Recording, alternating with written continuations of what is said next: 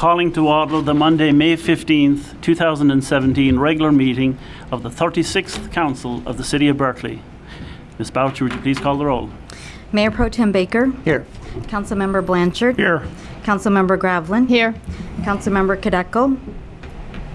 Councilmember Stedman. Here. Councilmember Turbrack. Here. And Mayor O'Dwyer. Here. The first order of business tonight is the approval of the agenda. Is there a motion to approve tonight's agenda?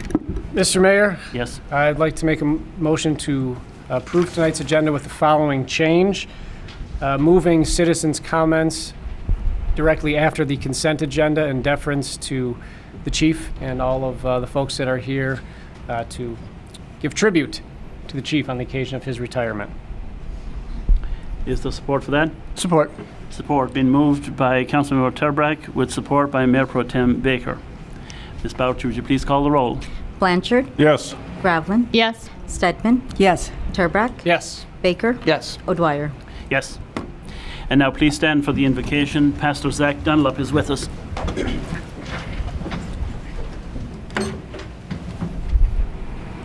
Let us pray. God, thank you so much for who you are and what you do, for your goodness, your grace, and your love.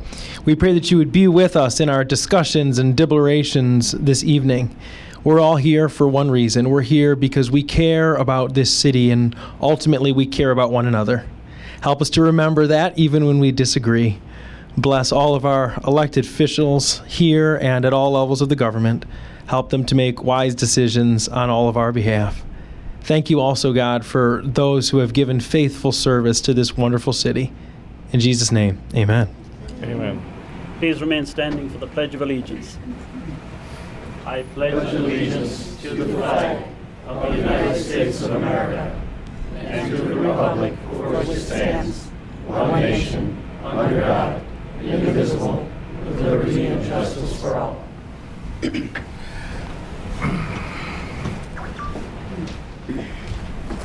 And now we come to the consent agenda. Ms. Boucher, would you please read tonight's consent agenda?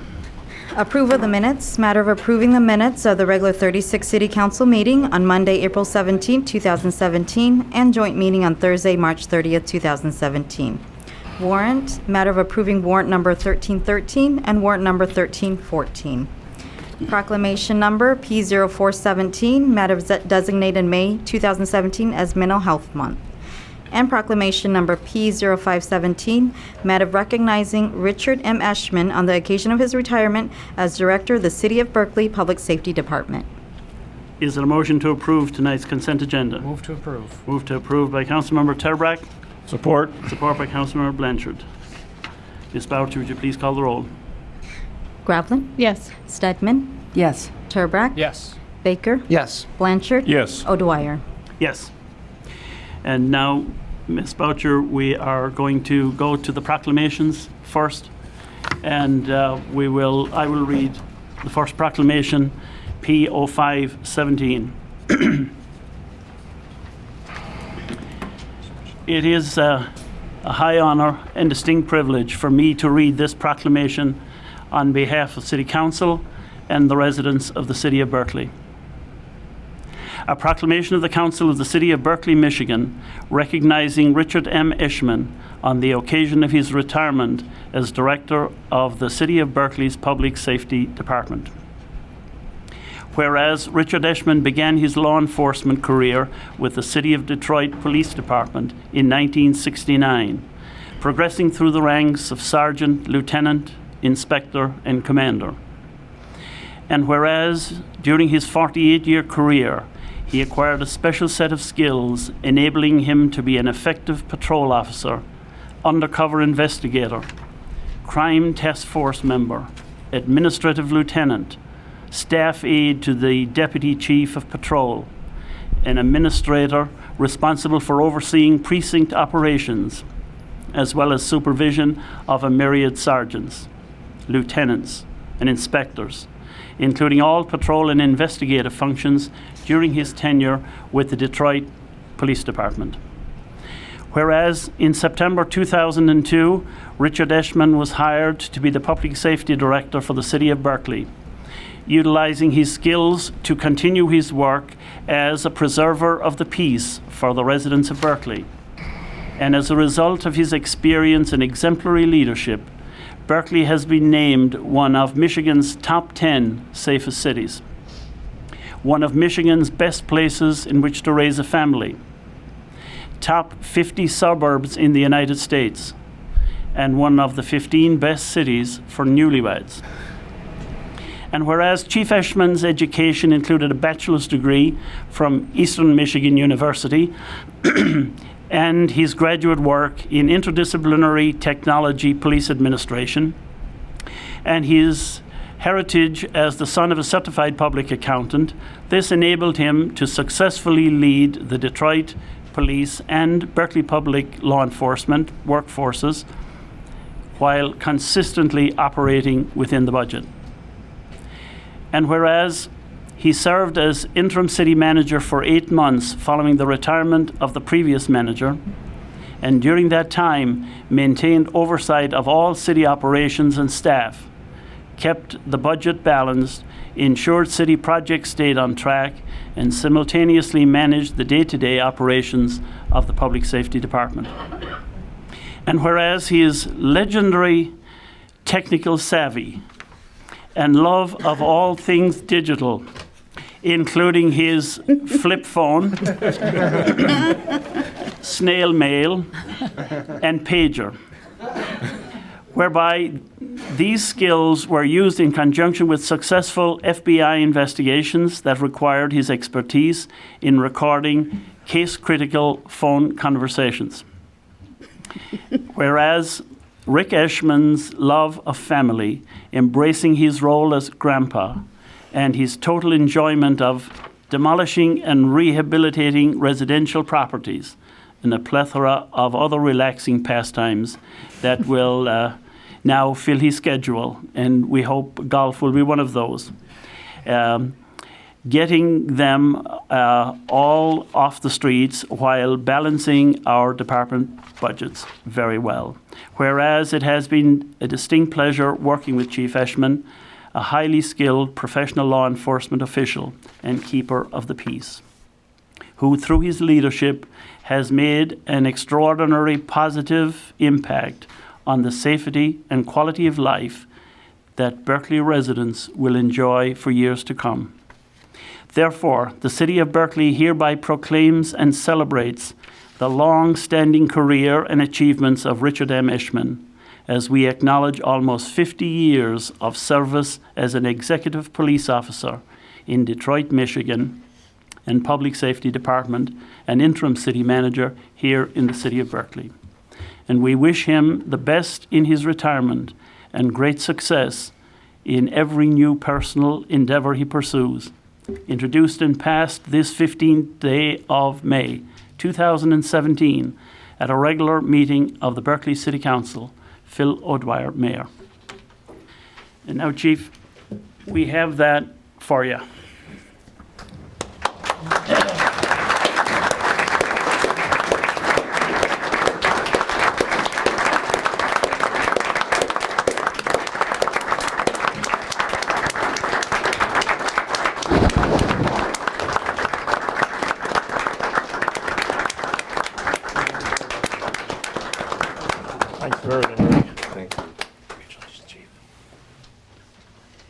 Now we have a number of people who would like to make some remarks, and I see down there Wayne County Sheriff Benny Napoleon. We're glad you're here. We welcome you. Please come to the microphone and share your thoughts. So good evening, Mr. Mayor, members of council, city manager. I tell you, it's an honor and a privilege to be in Berkley, especially on this occasion for the retirement of someone who has been so instrumental in my career. I've known Rick Eshman since I was a very young police officer, barely out of my rookie year. I was working in Southwest Detroit, and I can remember very candidly the very first time I saw Rick. He walked into the station, and you really have to understand the culture of the Detroit Police Department. I believe Rick was one of those 8-year lieutenants, which was unheard of to go from patrol officer to the rank of lieutenant in an 8-year period. And he was a very young man, and I was a very young police officer. And when he walked around the corner in a strikingly different uniform, I looked up at him and said, "Oh my God, how did this young guy become a lieutenant in such a short period of time?" He's always been a very hardworking and bright. Rick was, there are police, and then there's the police.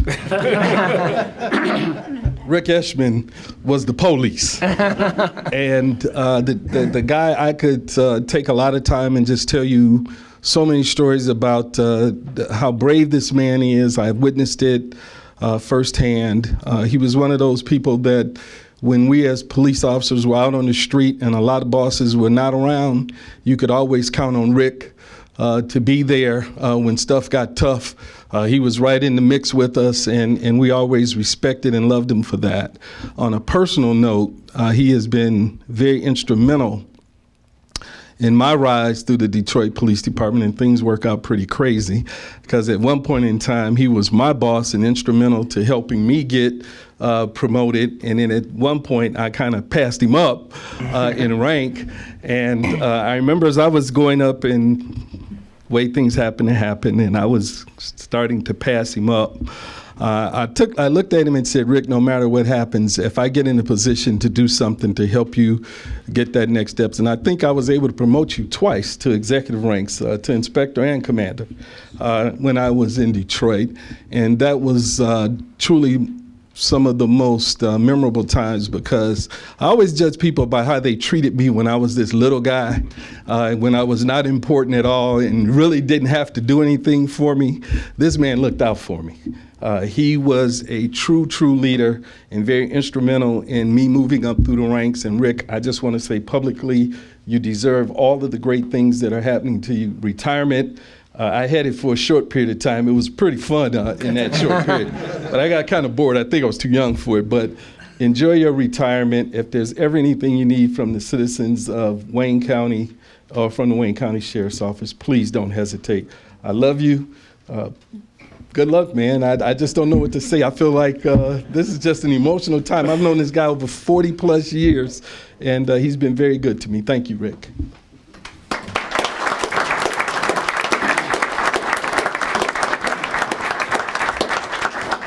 Benny was an incredible street cop, coming up with some assignments that were just remarkable. Undercover work, all street work. He never forgot the street. And he always used to tell us, take care of your people and they will take care of you. And he called me up one day. We had gone our separate ways and have had probably 10, 12 years. He says, "Are you ready to move up the ranks?" I said, "Well, yeah, why me? Why now?" And he said, "It's simple." He said, "Remember when you bailed me out of this, this little jail?" and You promised not to talk about that. well, we won't tell the details, but and I couldn't believe it, because at the time he was an officer. He said, "If I can ever help you, I will." And I thought, well, okay, thank you for that, But then suddenly there he was on this rise through the ranks, and he always remembered the street. And he made me that phone call. He said, "If you're ready, let's go." I said, "Okay." He told me what to do, and it was there. You remember that phone call? I do. I do too. It was one of my favorite phone calls. Yeah, Because you deserved all of that. yeah. And it's very seldom that you get a great street cop who rises up to be a great chief, and that was Benny. An incredible chief of police he was. Appreciate you. Thanks, man.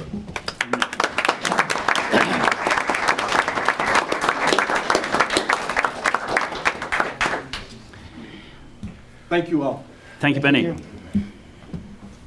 Sergeant. City Council, on behalf of the Berkley Public Safety Officers and Berkley Band Officers, I'd like to present you this plaque, a token of your appreciation for your dedicated years of service for the city of Berkley.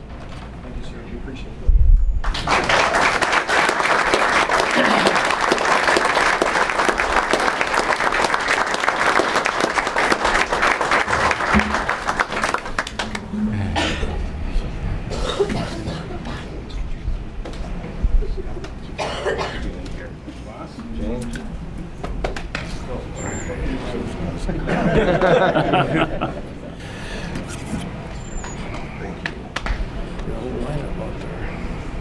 Sorry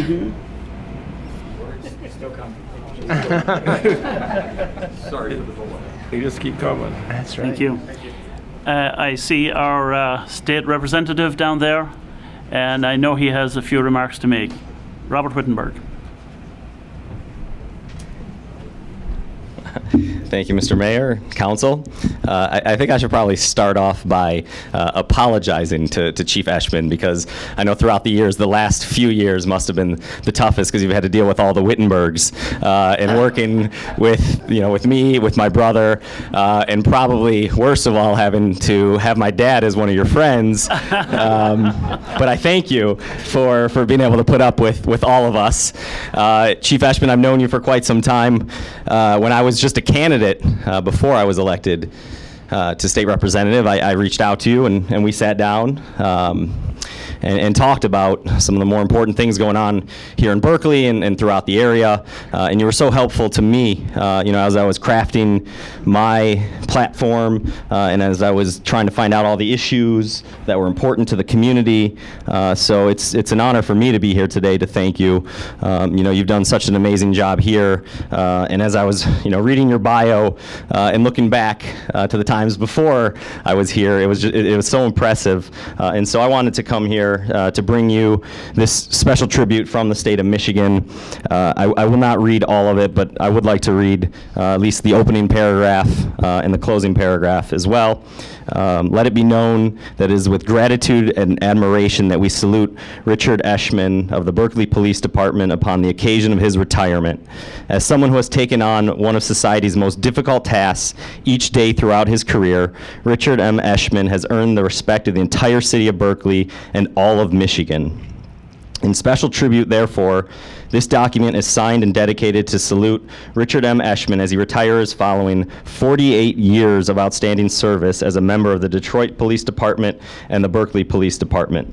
We offer our best wishes to Richard M. Eshman and his family for the health and happiness he has truly earned. And so, I know at times, probably most of the time, this is a very thankless job. I can see that, I'm talking to some of these guys, and I know that. And you're laying your life on the line every single day to protect and serve those here in the community and throughout the state. And this is just, like I said, an honor for me to be here and present this to you and wish you nothing but the best in your well-deserved retirement and health, happiness, and enjoy your time not having to deal with the Wittenberg family.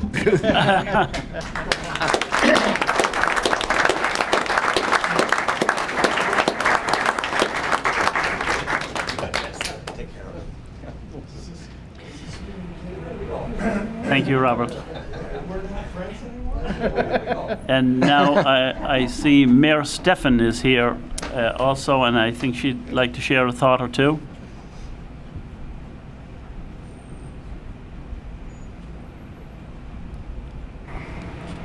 Good evening.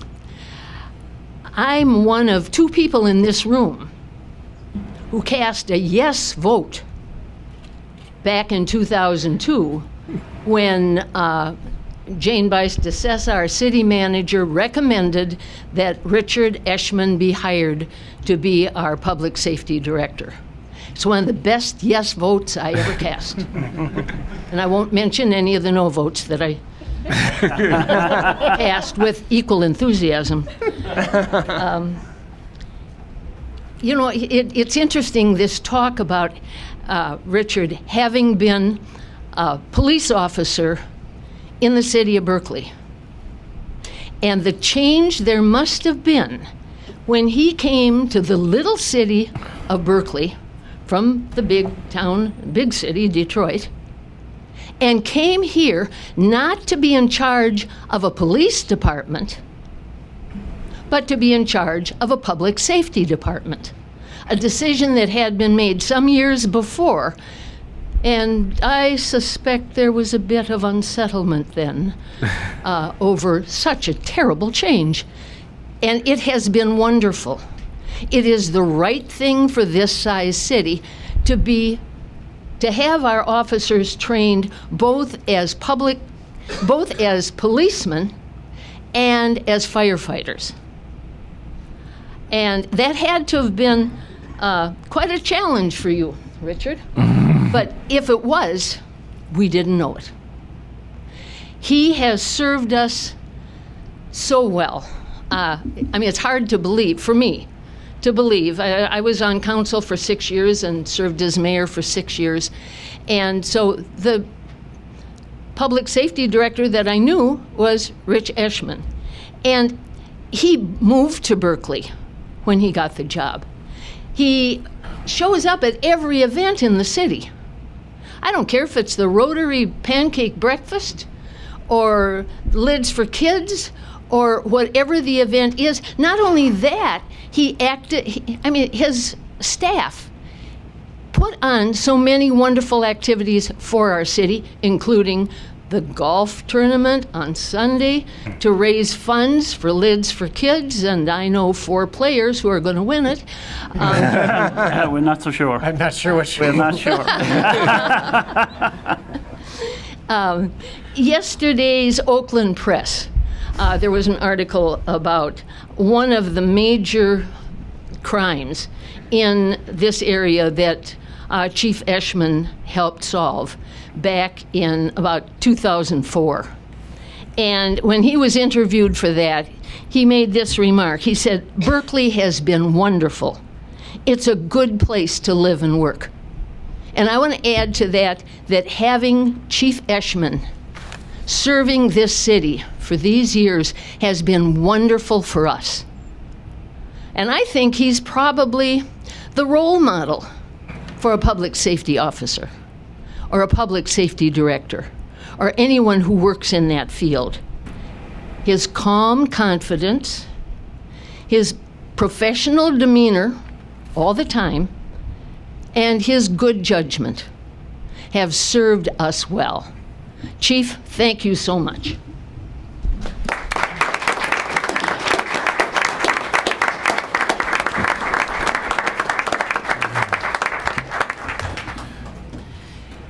And now I see the lady that hired Chief Eshman for the city of Berkeley, Jane Bias-DeSessa. Good evening, Mr. Mayor, City Council, City Manager. Thank you so much for including me to be part of this celebration. I can't believe I'm here. It was an honor to serve you as the city manager. It's so great to see many of the staff members here, many of the people that I appointed. And I do recall that day when we appointed Chief Eshman. It wasn't an easy selection, as he knows. We had a few candidates, and we selected a board. And unlike a lot of positions, when you hire a police chief or a public safety director, it's more than just doing a background check. It's more than just doing a reference check and things of that nature, as Matt well knows. You know, one of the things that we do is we hire a professional company to go out and do even more background search on our chief. We had a panel of people who I selected from outside the city to help me, and we also had a few people from internal as well. But I do recall when the committee came together and we chose him, or at least one of the finalists. I said to him, he goes, "Well, what's next?" And he said, "Well, please go downstairs, go to City Hall, go into the finance department, and they will give you an application to fill out, and then we'll move from there." And so we all were a little, concerned because he did so well in the interview. Chief, you were amazing in the interview, and but we were not sure. So he goes down the stairs or the elevator, and instead of going directly into the finance department, he gets in his car and leaves. So we're like, uh-oh, is he going to come back? And the good news is he did come back. And actually, he had another call because he was still working for the city of Detroit, and it had to do with a case that he had with a child, and it just you would think that for me that would solidify the selection, but it really didn't come until I had the one-on-one face with him, and I told him that I really didn't get the feel yet as to who to select. And I told him that he had to really, he was here to convince me as to why he was the best candidate. I had the privilege of working with Chief Eshman for over 12 years. I tell you, he has been an amazing individual. I think you've heard many of the descriptions already that have described Chief to a T. But I'll tell you one more thing. When I heard back from the report about him, I think the investigator said something that I've never heard before in any of the investigations I've ever heard, and that is that this individual was high quality integrity, and that he had never met an individual such as he, where he could not find not one single complaint about Chief Eshman, and that instead it was you're very lucky to have someone of his caliber. So today I come to you to share my few memories of Chief Eshman. There's many. The staff, just being here at City Hall. Matt, you're very lucky to have this job. I hear you're doing a great job, and the staff is too. City Council, it's an honor again to be here with you, but more importantly, I'm here to thank Rick Eshman for all his years. He was more than just the chief when I needed him for some personal help as well. He was always there as well for me. I can't thank him enough. So Chief, congratulations and thank you for everything. Thank you.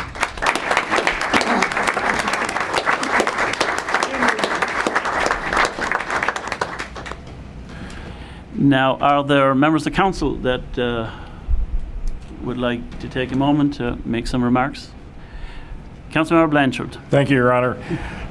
It's been my pleasure, having been a volunteer firefighter in the city for many years. I met Rick when he came in, and he has always been very supportive of all the people. When we interview volunteer firefighters, he's very thorough. I don't think I'd get hired. Now, luckily, I got here before he did, because I probably wouldn't get hired yet. But he's done an amazing job, and I just want to thank you, Rick, for all the things you've done over the years. Thank you. Councilor Stedman. I was that second vote. And it's been a pleasure to work with him for almost 15 years now. And he's still a resident, though, so we'll still see him around Berkley. I imagine going to all of these events. He's hired many of the officers that are in our department right now through the years, and he's done an excellent job of vetting every single one of these people and making sure that we in Berkley got the very best. And thank you, Rick, for everything. Thank you. Deputy Tim Baker. Thank you, Your Honor, and congratulations. Thank you, Rick, for all of your service, both to Detroit and to Berkley and to the region. To add to the stories, I'll just offer the support that you've offered to our boards and commissions. So, as appropriate, our various boards made up of volunteers who are focused with helping promote and advance particular agendas. When they've needed your expertise, you've been there. You've offered your advice from a thoughtful position of principle. You've been very well prepared in your comments and guidance to the committees, and your advice has been heeded to a T. So, just wanted to offer that additional lens into the many ways in which you've contributed to the community, both visibly in the public sector, and then also with the various boards and commissions and the volunteers that you've affected very positively throughout your tenure here as well. So thank you very much for that. Councilmember Kideckel is not available tonight, and so he sent me this email. Dear Chief, unfortunately I'm unable to be present as you celebrate this special day. 4 years ago, as I looked up from my hospital bed, you were there to see if I needed anything. Because you were in uniform, it was reassuring that the hospital staff knew that you were there as a visitor. The care and concern shown throughout my illness will always be remembered and appreciated. I want to wish you many healthy, happy, and fun years as you begin your retirement. Thank you for your many years of service and dedication as a public servant to our great city of Berkley. Best wishes always, Alan H. Kideckel. Mr. Turbright. Thank you, Mr. Mayor. Congratulations, Chief. Everything that you are hearing tonight, everything that's been said, and everything that will continue to be said is truly deserved. I've had the opportunity as a council member, obviously, to know you professionally, and certainly beyond reproach. The mayor read all of the awards that Berkley's earned, the accolades we've earned, and obviously the public safety is a huge part of all of those, or we wouldn't be getting those awards. But what I want to just kind of make a couple quick remarks on is the fact that I've gotten to know you outside of work. Had a number of golf outings since I've been on council and you've been the chief, and we've always had I can't really say a fearsome foursome because we never score very well, but we have a great time, Chief. And it's through those occasions where I really got to know you and just know how good of a person you truly are. And I've always known that you've had Berkley's best interests in mind, but it's been a true honor to get to know you, and I certainly look forward to Sunday getting to golf with you again and continue to golf in the future. And, Berkley will always be your home, and I can't thank you enough for your service. Thank you, Chief. Thank you. Councilmember Gravelin. I, too, would like to add to the congratulations and the deep personal thank you for all you've done for the city, and personally in this year, just learning the ropes. You've been nothing but helpful and kind and willing to drop anything to answer questions and be there when we need assistance. And to continue Mayor Steffen's point about being a role model, you certainly have, I know, stopped at in front of my house and bought your share of lemonade and not necessarily delicious cookies that were probably being sold illegally by my children. And that is truly something they will absolutely carry with them as a role model. And I thank you very sincerely for that. Thank you. Matt? Chief, I'm a little bit jealous of everyone in the room that's gotten to work with you for so long over the years. I've only had the pleasure of serving with you for coming up on 1 year, but the things that are being mentioned in here, integrity and keeping the city at the forefront and the way that you manage your department, these are all things that I've seen day in and day out. And you're leaving incredibly large shoes to fill. And I'm going to miss having you around every day. But I'm greatly appreciative of the year that we've had together, and it's been my pleasure to serve with you. Thank you, sir. Thank you. Our prosecutor, Mr. Attorney.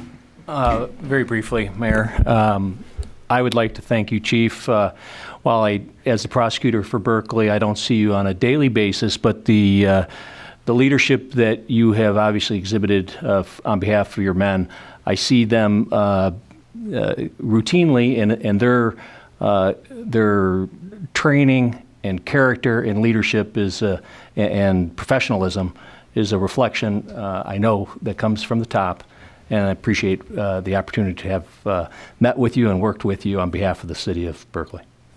Thank you. I know that Jane indicated that the investigation was thorough and every detail was covered. I do have a complaint, however. The chief has neglected his golf. And we're the ones, that's right, who suffer for it. The chief and Councilmember Terbrack and our attorney and myself are the fearsome foursome. And so we are encouraging him to practice for the next few days so that by Sunday we'll be ready to take on the very best. Now, before you get the microphone, Chief, Chaplain Jim Smith would like to say a word. Thank you, Mayor, Council. I was promoted to lieutenant while Chief Eshman was here. And with all of the comments that have been made, all of the praises that have been made, while they're true, and a lot of times we were just seeing part of the little picture, not the big picture. The chief had the big picture in mind and his plans.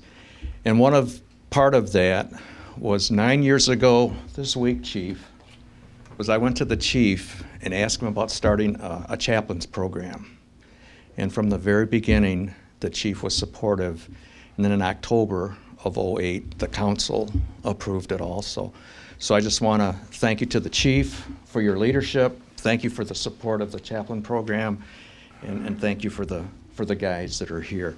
And I know this is a little bit unusual. Tonight's a little bit unusual, but kind of is my duty as a chaplain. If it'd be all right, I would like to say a prayer for the chief and for the council also, if that's permissible. Chief, would you come up and we'll pray here at the stand.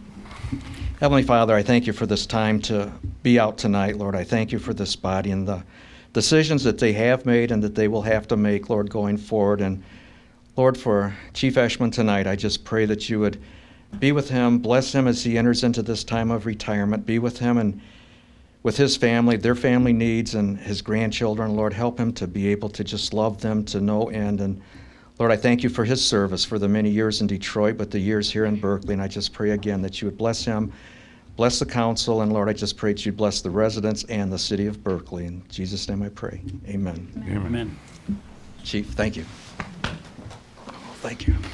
It's very unique to have the opportunity to have a chaplain who's been in our shoes.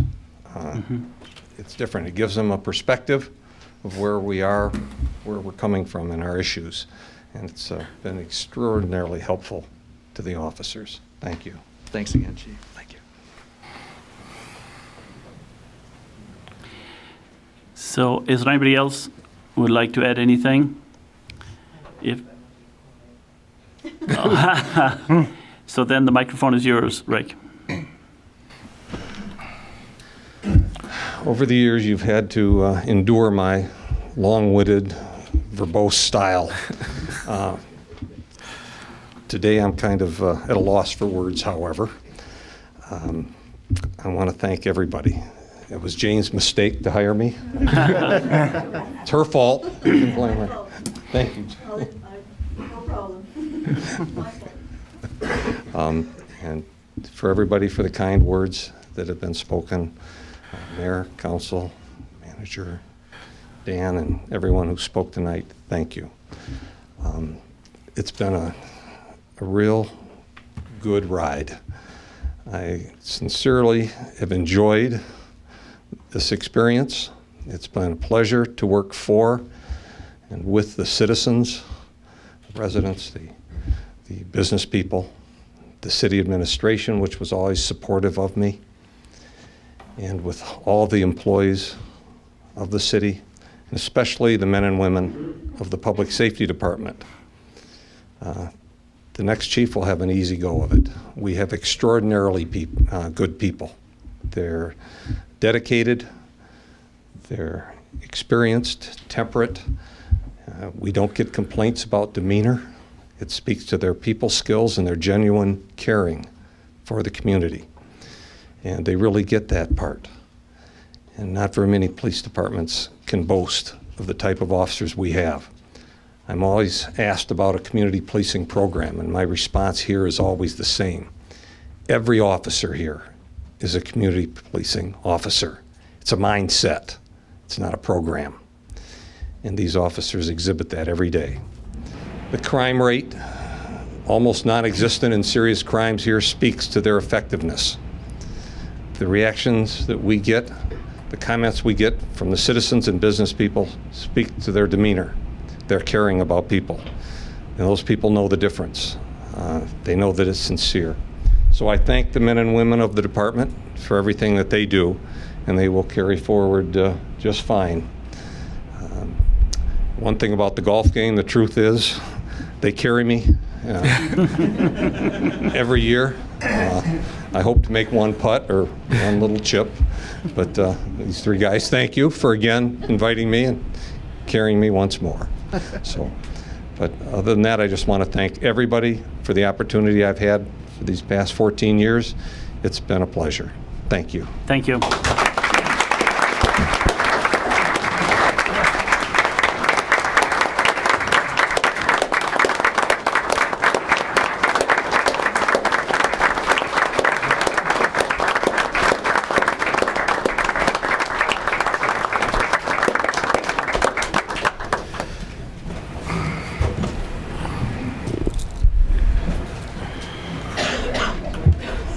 Thank you, and thank you all for coming to this special event to honor Chief Eshman. Rick, we'd ask you to pay no attention to the newspapers because there is a vacancy at the FBI, and we need you to practice your golf. So thank you very much. And now we need to move on. We have a pretty packed agenda. So we are going to move on to proclamation Council Member Gravelin is going to read regarding mental health, another very important item.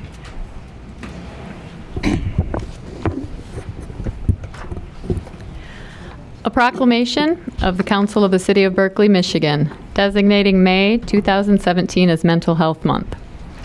Whereas mental health is important for our individual well-being and vitality, as well as that of our families, communities, and businesses. And whereas 1 in 5 Americans experience a mental health illness that requires treatment at some point in their lives. And whereas 1 in 10 children has a serious emotional disturbance that, if untreated, can lead to school failure, physical illness, substance use, jail, and even suicide. And whereas May 4th has been designated the National Children's Mental Health Awareness Day. And whereas stigma and stereotypes associated with mental illness often keep people from seeking treatment that could improve their quality of life. And whereas mental illness is biologically based brain disorder that cannot be overcome through willpower and is not related to a defect in a person's character or intelligence. And whereas mental health recovery is a journey of healing and transformation, enabling people with a mental illness to live in a community of his or her choice while striving to achieve his or her full potential. And whereas mental health recovery not only benefits individuals with mental health disorders by focusing on their abilities to live, work, learn, and fully participate and contribute to our society, but also enriches the culture of our community life. And whereas the Oakland County Community Mental Health Authority and its service provider agencies are committed to inspiring hope, empowering people, and strengthening communities. Therefore, the City of Berkley hereby proclaims May 2017 as Mental Health Month in the City of Berkley.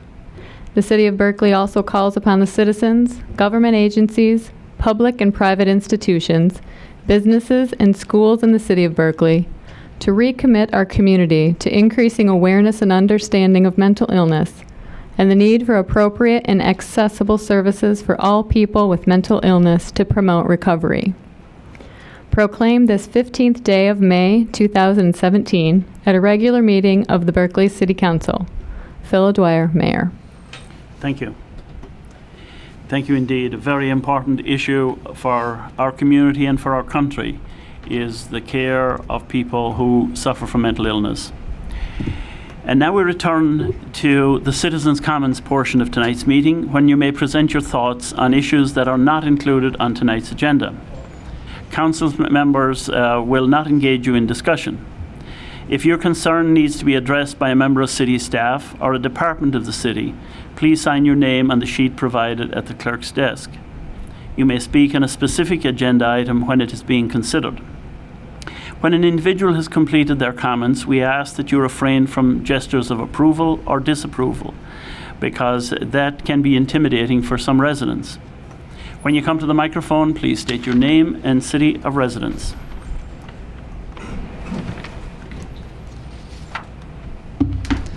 Dennis Hennon, resident of Berkley.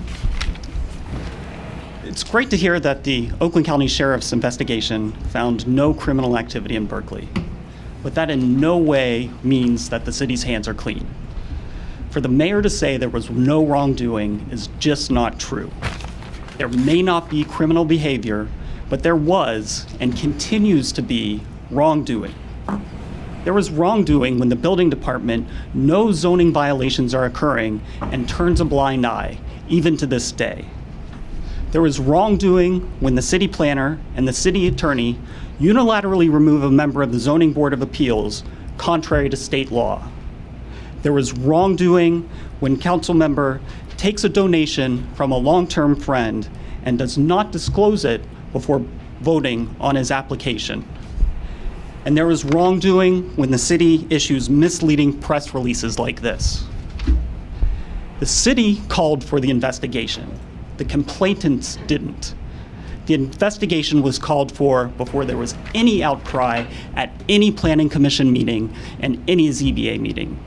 In fact, I have attended and recorded every ZBA meeting since this mess started. And I can tell you with certainty that no criminal allegations were ever made at the ZBA. To imply otherwise is just wrong. We want to move forward. The new economic development position and the restructuring of the building department are great news and a great direction for the city. But stop blaming the messenger. When you get called out for the wrong things you do, stop spending your energy making excuses. Admit the mistake, learn from it, then we can move on. To continue to pretend you've done nothing wrong makes you look foolish and does not help to rebuild trust. Thank you.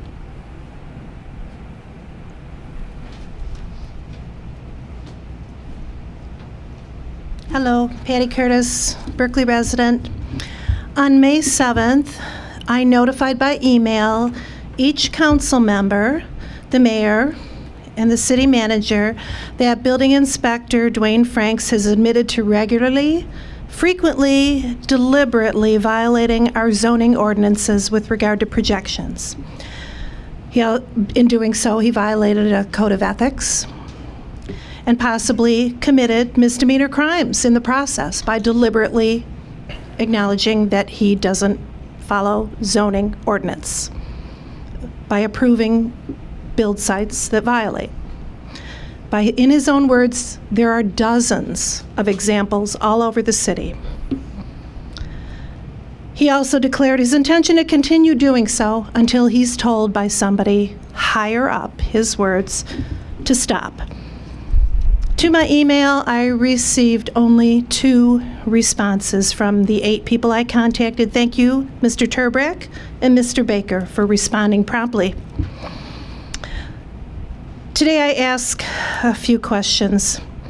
Since you've been notified of his improper and illegal actions, which can be proven, absolutely substantiated by taking a few simple measurements at some of these build sites that he's approved, what's the status of the obviously necessary investigation that should be already underway, considering you were all notified May 7th?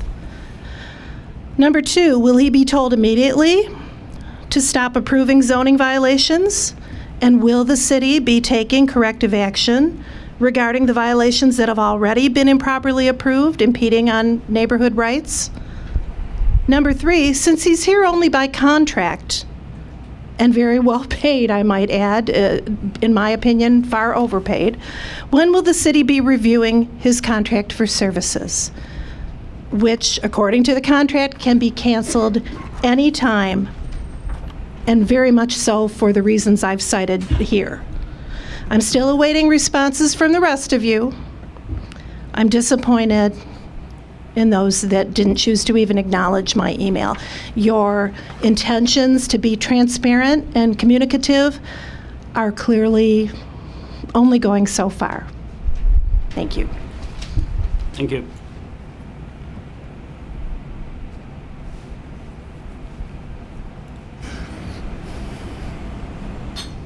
Hi, I'm Christian Sachs. I'm a resident of Berkeley, and this is Millie Hayes, also a resident of Berkeley. Hi, we're here with the Kiwanis Club of Berkeley, which just started. We officially chartered a couple weeks ago in April. We have currently 21 members. We're hoping to get to 30 by the time we officially have our charter party at the end of next month. We wanted to introduce ourselves and just let you all know that we are back. From what we understand, the Kiwanis Club of Berkeley previously had been around a couple decades ago, and we are starting the process of getting things moving again. What we hope to be doing, as you know, Kiwanis is a global organization. Our emphasis is on children, and what we hope to be doing in the next coming months is getting some projects together, hopefully with some of the schools. As I understand, there used to be a Key Club at the Berkeley High School, so we would like to potentially move forward with that. But we wanted to at least leave our information over here for anyone who would like to take it. I think that's it. Yeah, and we have a couple of outreach events coming up over the next week. Tomorrow we have a happy hour at 24 Seconds bar up on the roof, hopefully. So if you are interested and you want to come and meet some of the other members of the group and find out what projects we have coming up, stop by tomorrow afternoon. I think we're starting at 6 p.m. And then next Thursday, we have an ice cream social at Clark's. We're trying to be family inclusive, so anyone, come on out. Thank you. Thank you very much.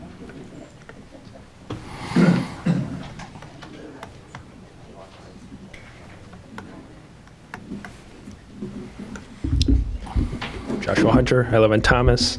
Mr. Mayor, I just want to make some comments regarding the La Salette PUD pre-application conference that the Planning Commission held last month. I know yourself and council have heard many of the concerns regarding this issue.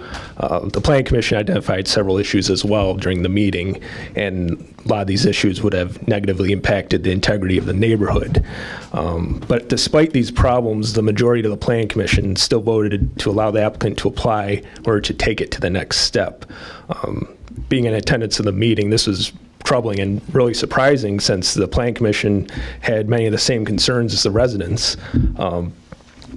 Many residents who spoke at the meeting, they said that they were considering moving, and I think they would have been reassured if the Planning Commission voted down the applicant according to the PUD ordinance, since it does not protect the plans do not protect the integrity of the neighborhood, and they could have provided different plans at a new work session. But the impression right now is that it's simply being pushed through in order to move the process along, and I think that's not the approach that should be taken. But I think understanding council's position on whether high-rise apartments belong on residential streets would help put a lot of residents' minds at ease. I personally don't think so. And I know a lot of other residents have strong opinions about the issue as well. This council has volunteered to be our elected representatives, so I think it's a fair question for council to answer, and especially for something that would affect the entire city. Thank you. Thank you.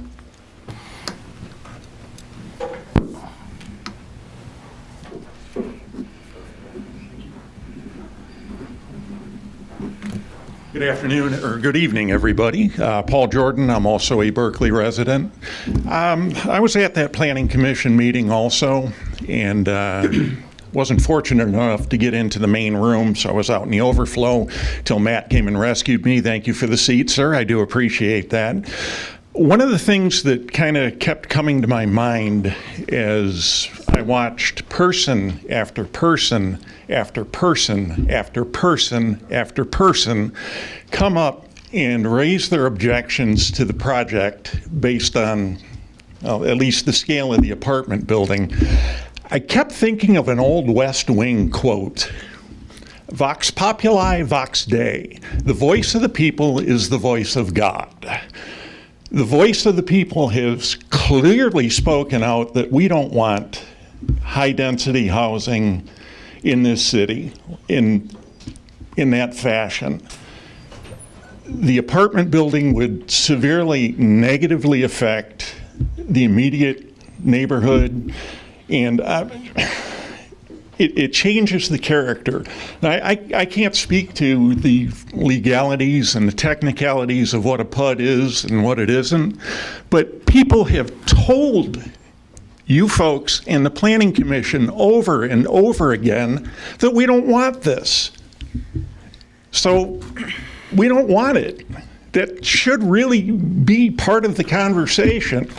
I was rather irritated too that this thing was voted forward just to get it moving, and it broke my heart to hear longtime residents saying that they're getting ready to move. That's just unacceptable. Thank you. Have a good night, everybody. Thank you, Paul.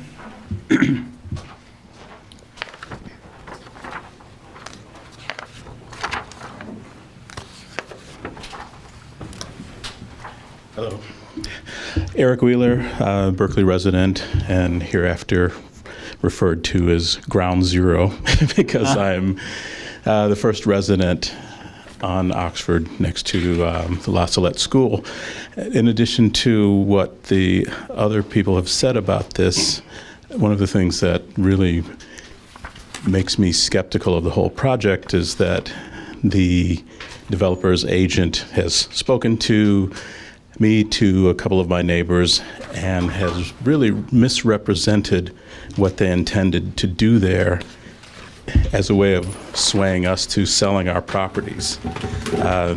He spoke to me on a number of occasions. This is Mr. Tarabello, and did not mention once their plan to erect a 5-story building, as 5 stories plus, because they intend on having a terrace up there. And at the planning committee meeting, I referred to that as, I believe I said, grotesque, because it is so out of place for this kind of neighborhood. I don't think that they've done a thorough enough, or perhaps an honest enough, study on the impact of traffic, the unavailability of parking. Because on the south side of Harvard, with the Harvard Commons townhouses, I've been observing that.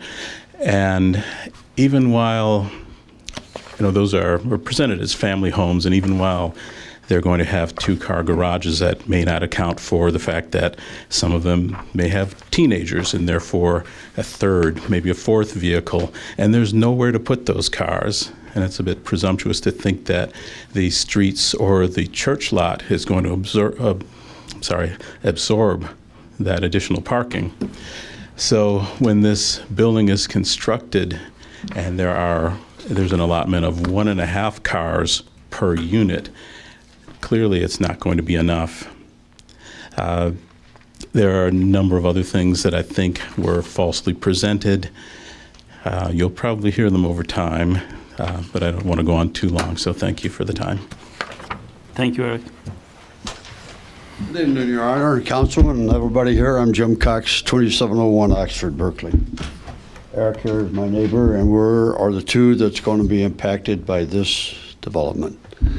I've talked to the developer twice, and the first time he called me on the phone after he's talked to Eric, he gave me a general idea of what he was going to do. And I said, well, I don't care. I have my garage, I got my garden, I got my almost 300-foot property. I said, I don't care. And he says, well, maybe we'll just build around you. I go, well, wait a minute. Kelly said, well, is that a threat? I didn't say it to him, but I should have thought. And I didn't.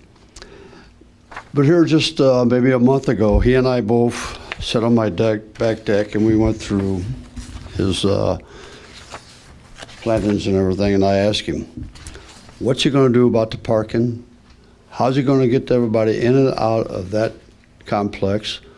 I've never seen a car and a half, so I don't know what he's figuring a car and a half.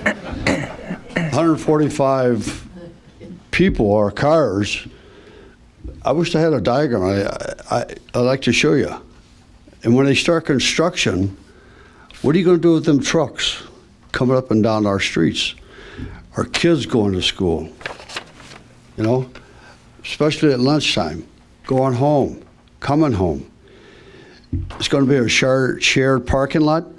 How are you going to share that with them 145 people when they get somebody that comes over for the weekend and stays and is parked there for all weekend, and you got the church having Easter, Thanksgiving, Christmas, and they have the overflow? What are you going to do with all them people? What are you going to do with all them cars?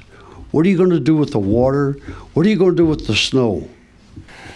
Where's he going to put all of that? And I asked him. He hasn't given me an answer yet.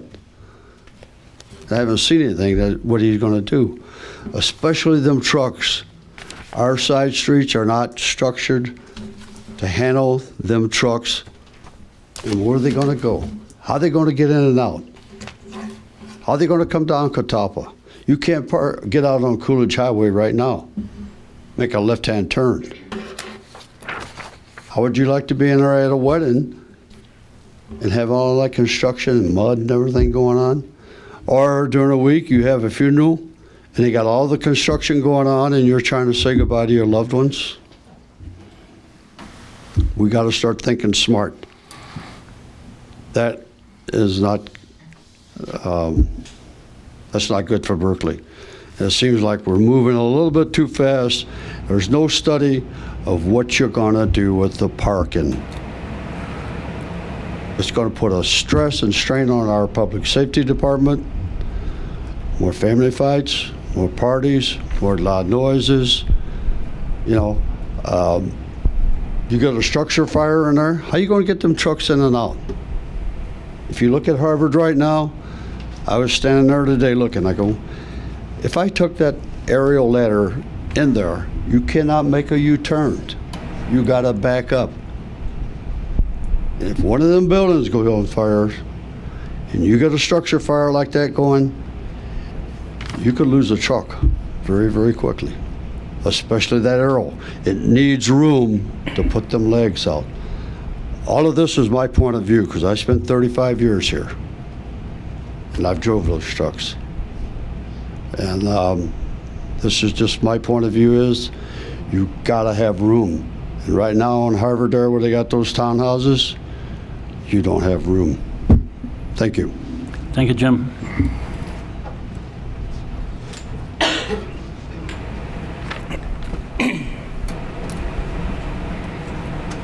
I'm sorry, folks, I did forget one thing. It's pretty obvious that the next couple of meetings that involve this development are going to be extremely popular, very well attended. I'd like to see if we could get it moved to the community center or even to the high school auditorium so that everybody can be in the same room. And then, if possible, have the cable company bring their truck so that we can also have the video coverage. Thanks.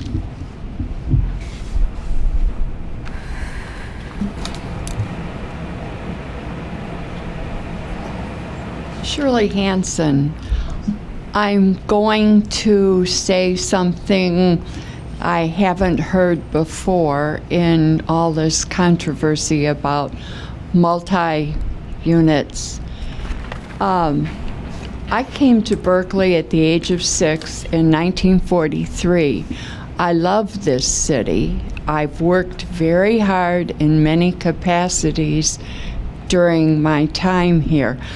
I am now 80 years old and don't want to have to maintain my home and my yard. And there really is only one facility for a senior citizen to move to, and it is adequate, but it's not what I would consider desirable. And you have to be on a waiting list for a long time to even get a small apartment. We need housing that is suitable for seniors. Now, I don't know anything about the La Salette development. I have never been to a planning commission meeting, but I have a great deal of faith in this city council and the volunteers that serve on our many boards. I have served with some of these people in different capacities. They care about this city and they're well-meaning. I would like to have some people realize that there is a need for single-floor facilities for seniors. We can't just say, okay, you've helped this city for 50, 65 years. Now, if you can't keep up your home, get out. That's not Berkeley. It's a city where they care. I would like to have some of the people take into consideration the older generation. Thank you. Thank you. My name is Doug Deeds. I'm on the beautification committee. I run the community garden. On a little lighter moment, I have 2 openings for rent, 2 plots, 4 by 20. So anybody within the city is welcome to let me know. Okay, thank you. Thank you, Doug.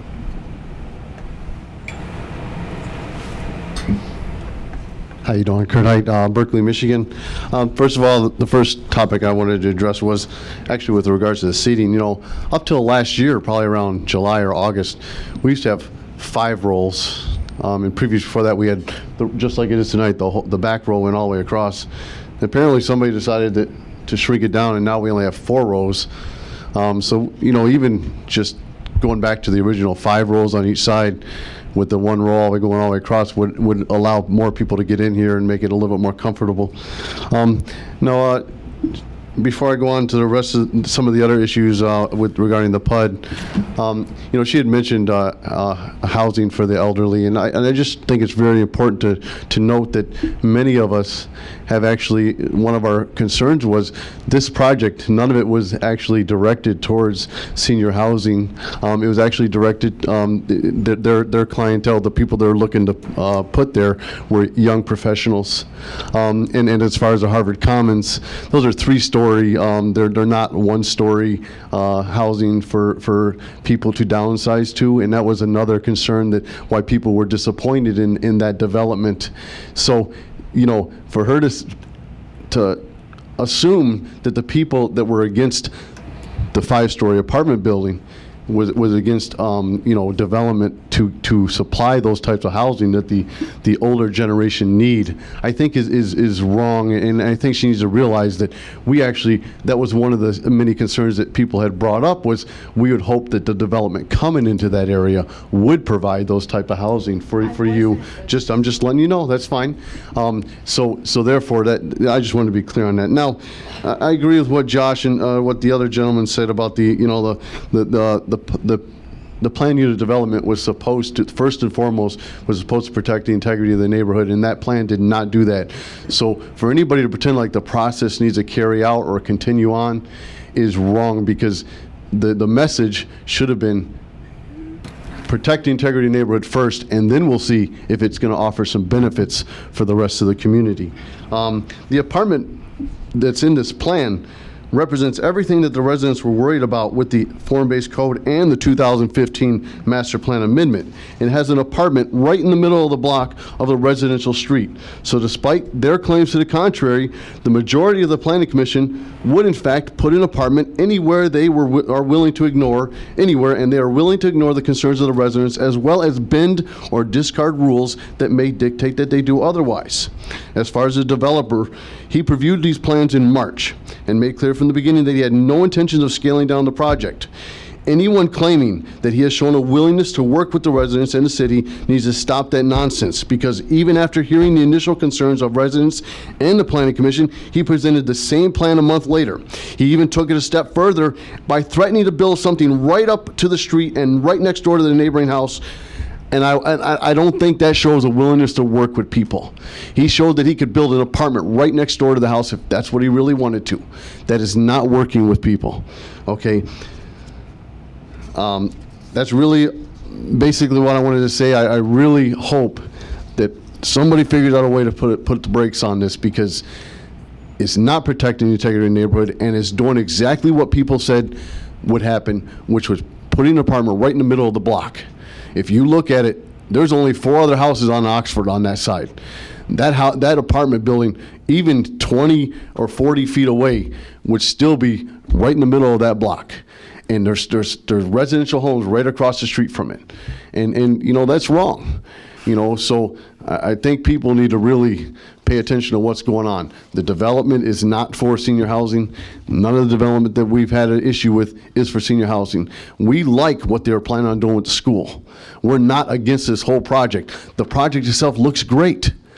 Let it be clear that, you know, even the townhouses, they look really good on that. The issue was the 5-story, 62-foot building. Even, first of all, the plan said 20 feet away. And while some people made theater and said, oh, well, they're concerned about it, I don't think they're really concerned about it, because the answer should have been no. Because when you got a developer that's standing up here saying, oh, I can't make it smaller, but yeah, you go ahead and say, you know what, we want to see what you're going to produce. If you were living next door to that, you would not be so eager to see what he's going to come up with on his plan. The application that he submitted was even kind of bending the facts a little bit. He said that he was only, 15 or so feet inside the setback, when in reality he was 50 feet. It should have been 50 feet was the setback for a high rise, not 35. So, you know, for him to say that he was only 15 feet under the setback, it should have been 50 feet for a high rise. And you know, so some people got to be more willing to make them stick to the facts. All right, thank you. Thanks, Kirk.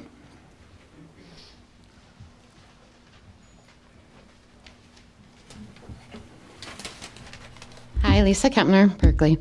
Almost a year ago, I stood in front of you guys after a meeting at Planning Commission and watching them, and I said to you that what they do comes back to you guys.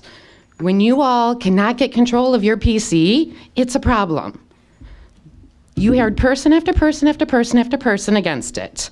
And instead, you had planning commissioners stretching to try and find reasons to push it forward. What? Then you had them arguing. You had one, thankfully she's stepping down or being replaced or however that works, who said good in the microphone after somebody said they were going to put their house for sale. You had bickering, you had rule changing. All of a sudden in the middle of a motion, the developer wants to get up. Yeah, sure, talk some more. Resident wants to, no. This is the stuff that's got to stop. I don't understand why you guys can't handle your planning commission. Pull them, talk to them, pull them up in front of you and have a public hearing. You know you can do that. You can say, according to your ethics, you're not allowed to sit there and argue and be dismissive of the residents in your ethics code. Pull them up here if that's what you have to do. But you have to get them to listen to the people. Otherwise, you all are going to suffer it too. Thank you.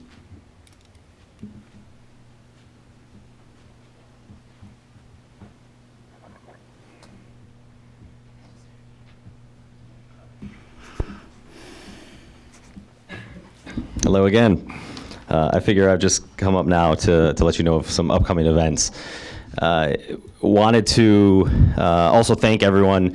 Hosted a town hall April 30th at Berkley High School. That was really well attended. We had over 150 people that were there. It was a really good event. It was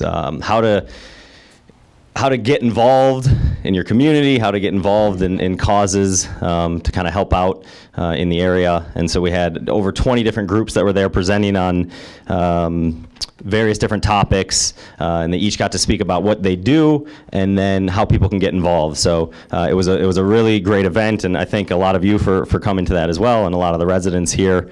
So I want to say thank you to that, and then also want to just let people know about some upcoming community conversations that we have.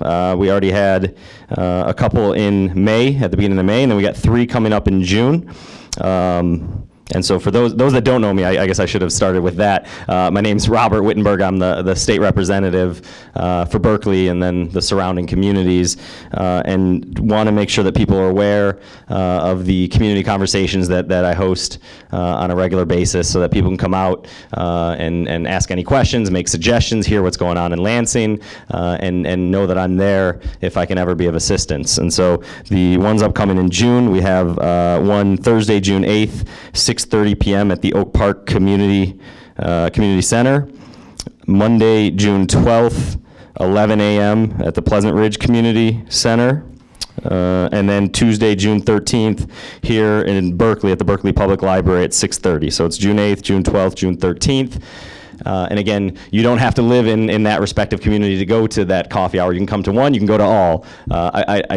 I wouldn't recommend it necessarily to go to all of them. You're welcome to, though, but we end up, as far as what I talk about, it's usually pretty similar when they're bunched together like that, talking about what's going on in Lansing. But the conversations are different because it's a very free-form, laid-back environment, and I let people, just kind of talk about whatever it is they want to. But again, want people to know I'm accessible. I'm here if they need any help.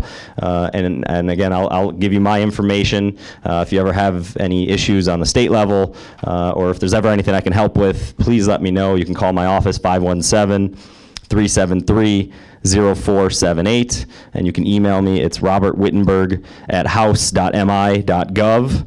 And again, if there's ever anything I can do, please let me know. And again, those community conversations are a good way to kind of sit down and hear what's going on in Lansing, and also voice your concerns or make suggestions. And then additionally, if you go to the website, my website is wittenberg.housedems.com, and you can sign up for the e-newsletter, and it'll give you an update of what's going on in Lansing, and also tell you upcoming events and when things are going on in the community. So it's a valuable resource. As I always say, I will not spam you. I will not send too many messages and emails, but just to keep you updated on what's going on. But I appreciate your time, and again, just want to let people know, and then all of you, you can reach me anytime if there's ever anything I can do. But I appreciate the opportunity to speak with all of you this evening. Thank you. Thank you, Robert. Very good. Seeing no one else coming to the microphone, then we will... Oh, we got somebody coming. All the way from Australia. My name is Elizabeth, and I live in Berkley. I live on Robina. And I'm not sure if this is the proper venue to mention. We're entertaining the idea of possibly having chickens in the city of Berkley. Is this the right venue to say something on that? It's an agenda item toward the end of the agenda somewhere. Yeah. Okay. So if you would want to wait till then. I'll wait then. Thank you. Okay, then my other topic is I live on Robina, and I'm near the community field.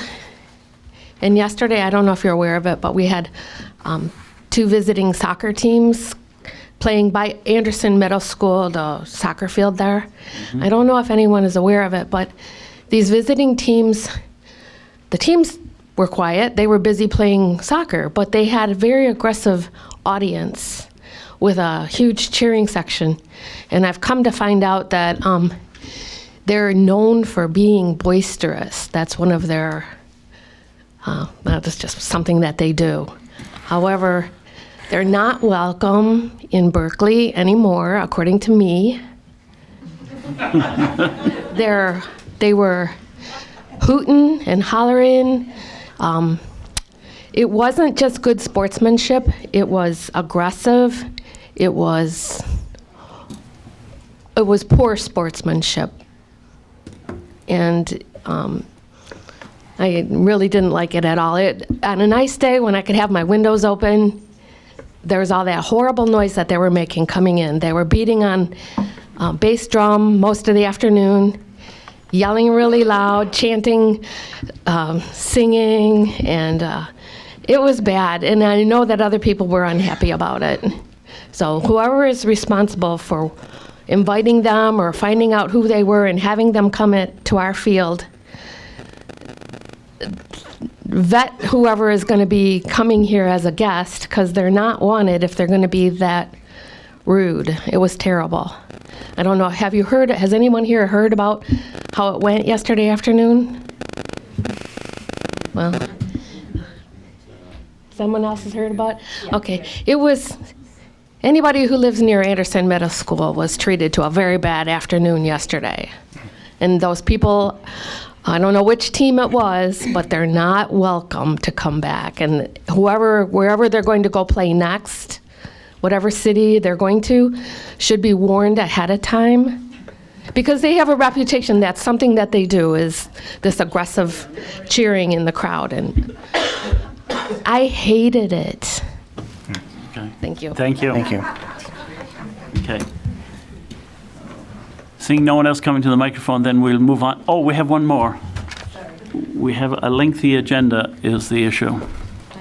My name is Eleanor, and I live in Berkley. Hold the And microphone down, please. Yeah, thank you. my name is Eleanor. I live in Berkley, and I don't really like all the building and things going on in the city because it's taking up a lot of space, and people aren't going to have room for their kids to play in their yards and build a swimming pool in the backyard. We need a swimming pool in Berkley if we're going to have all these homes with kids. And not only that, but I'm also getting phone calls from real estate agents or whatever. Would you like to know how much your house is worth?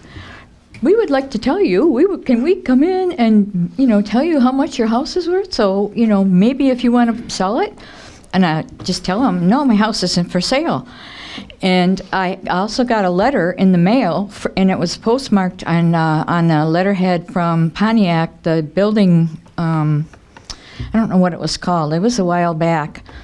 And it said, we would like to come in your house and tell you to estimate your taxes, see if you whatever you have in there is tax worthy or whatever. They said they do it over a period of time. They estimate people's homes' values.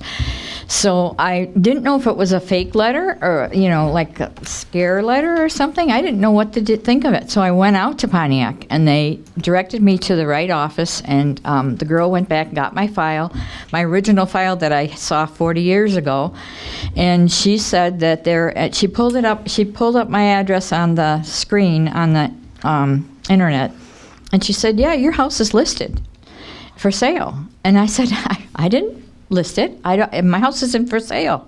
She said, well, here it is. And she gave me the paper, and it had a real estate agent's picture in the corner. And it said this house, was for sale. I forget how much they said it was worth, or around. They gave an approximate amount.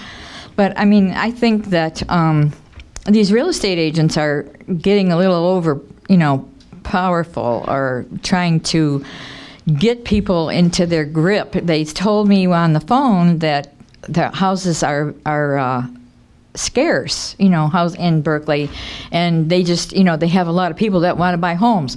Well, I made it clear that in Pontiac that my house isn't for sale, so they put a note on my file and put it away for me and gave me a letter and everything. But I don't know that I should have had to do that, this is kind of like a scary thing. And when I was sitting on my porch, after I got the letter, I have an enclosed porch, and I noticed these cars coming down the street, and everybody's going like this, looking at my house, looking down the driveway. And I'm thinking, what the heck is this? And it wasn't just one, it was several cars. Well, that's because it was listed. I know it was online on the internet, I think on Zillow, that my house was for sale. And I had all these people looking, probably wanting to come inside and look at my house. So I just wanted to let you know that this is going on too, because I don't know if anybody else has had that problem, but I have. Thank you for making us aware of that. Okay. Now, Ms. Boucher, we'll move along to item number 2 on the regular agenda.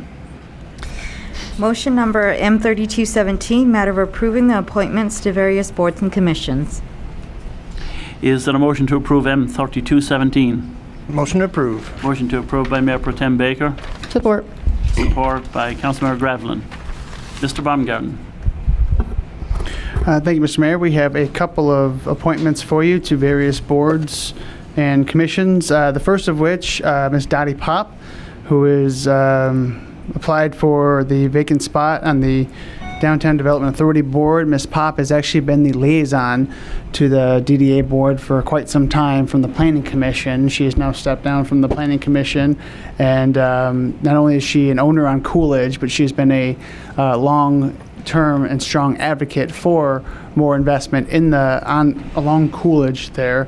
It's worth noting that the vacant spots that we have on the DDA board are specifically slotted for those with an interest in Coolidge. So she is a great fit from that regard. Great experience, great location. A recommended appointment to that board. Her term would expire in 2021. The next item for you is Karen Stickle, who is actually a former member of the Environmental Advisory Committee. She is now asked to be reappointed to that. The board is trying to get sort of restarted after a lull for a period. Her term would be expiring on June 31st, 2020. Again, like I said, this is a reappointment, and she's been on there for a while. Her background is she's actually a stormwater engineer, so she has a great environmental perspective, especially on stormwater matters. Next person is Danielle McLaughlin. She's in the Historical Committee. She's been a resident for 5 years in Berkeley. She is a history major and was looking for a spot on either the Historical Board or the Library Board. And the Historical Board is very happy to have her join the ranks. The last one is Kristen Kapelansky. She'll be filling Miss Pop's spot. It's not easy to say, on the Planning Commission for the remainder of Miss Pop's current term. It would actually be up on July 1, so she would need to be reappointed at the end of that term. There's a note in here that's through 2020, but she would actually be fulfilling the current term. So we would have to re-up in just a couple of months. Ms. Kapelansky is a senior planner for Oakland County, has a very strong planning background, and has been a resident here, like all planning commissioners need to be. So those are the four individuals that we're asking to be appointed to various boards and commissions. Thank you. Are there any questions, discussion on these candidates? Mayor Pro Tem Baker. Thank you, Your Honor. The Historical Committee is very pleased with the nomination tonight. Tremendous background and skills that she'll be bringing, as well as the DDA board is excited to have Dottie on board. So both of those are endorsed by the committees. Very good. Thank you. If there's no additional discussion on this, then Ms. Boucher, would you please call the roll on M3217? Stedman? Yes. Turbrack? Yes. Baker? Yes. Blanchard? Yes. Gravlin? Yes. O'Dwyer? Yes. And now, Ms. Boucher, would you please read item number 3? Motion number M3317, matter of approving an outdoor downtown area art show on Saturday, June 10, 2017, from 10 a.m. until 6 p.m. The 16th annual Berkley Art Bash will be located on 12 Mile Road between Kipling and Buckingham. Streets will be closed from 6 a.m. to 7:30 p.m. to allow for setup and teardown. Sidewalk sales will be permitted the day of the event. Sidewalk sales will include the selling of merchandise, not services. Is there a motion to approve M3317? Move to approve. Move to approve by Councilmember Gravlin. Support. Support by Councilmember Turbrack. Mr. Baumgarten. Thank you, Mr. Mayor. Actually, Chief Eshman's not gone yet. He is here to discuss, along with Sergeant Frost, the recommendations for the Berkley Art Bash, and I see Roseanne Nicolai is here as well. So this is a chamber event. It's one of our favorite annual events. It is coming up soon. This is actually going to be to approve some of the specifics on how we administer that event. This would be the closure between 6 a.m. and 7 p.m., allowing for setup and tear down. And this would be on June 10th, 2017, from 10 a.m. to 6 p.m. That'd be the actual event itself. So, again, Roseanne's going to give some more information, as well as the Public Safety Department, on their process of approving these items. So, Rick, you want to go first? Well, finally, in my 48th year, I've learned the art of delegation. So I'm going to hand the ball off on this one. Up until 2 years ago, Bob North planned, organized, and directed all of these events. When Bob left, we needed a volunteer, and Sergeant Justin Frost raised his hand. The last 2 years, he's handled all of our events, most notably, of course, the Dream Cruise, a major event. Taken over the planning for these. It just came to him, though, this afternoon, but he'll be happy to answer any questions you have from our end, and of course, Roseanne. Maybe jointly.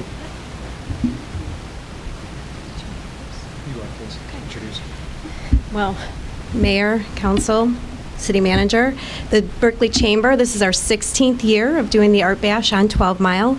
We're excited. We have, again, a plethora of 140 artists who will be coming, along with food trucks.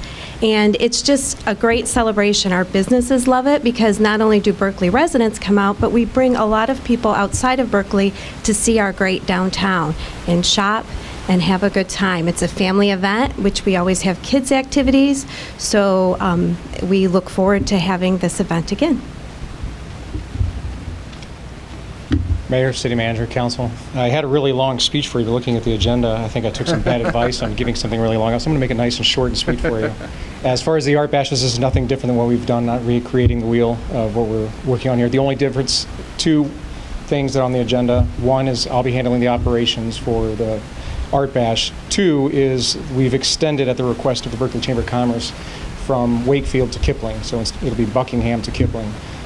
Issues that we had identified this with DPW was Wakefield normally had that light that cycled for traffic to flow through easily. We're going to work with DPW to set up some arrow boards and possibly some fire truck placement for the safety. And the other part was Kipling is a little bit more of a narrow road compared to Wakefield. We're addressing those concerns with setting some parking restrictions for that day. Any questions? Councilor Blanchard. A lot of questions. Yes, sir. I'm extremely concerned about the movement to Kipling. Anybody that's trying to get into the parking lot to attend the Art Bash has to now turn north on Kipling, go all the way up, go 1 block, come back to get into the parking lot. So we're going to put a ton of traffic in the residential area because in the past, at Wakefield, they could make the turn right into the parking lot. So I think that is ill-advised running all of the traffic through that neighborhood. I think that should not be approved.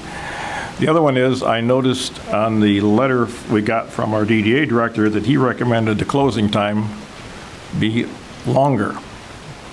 You've got it at 7:30. He recommended 10 o'clock so that they could get the street cleaned up.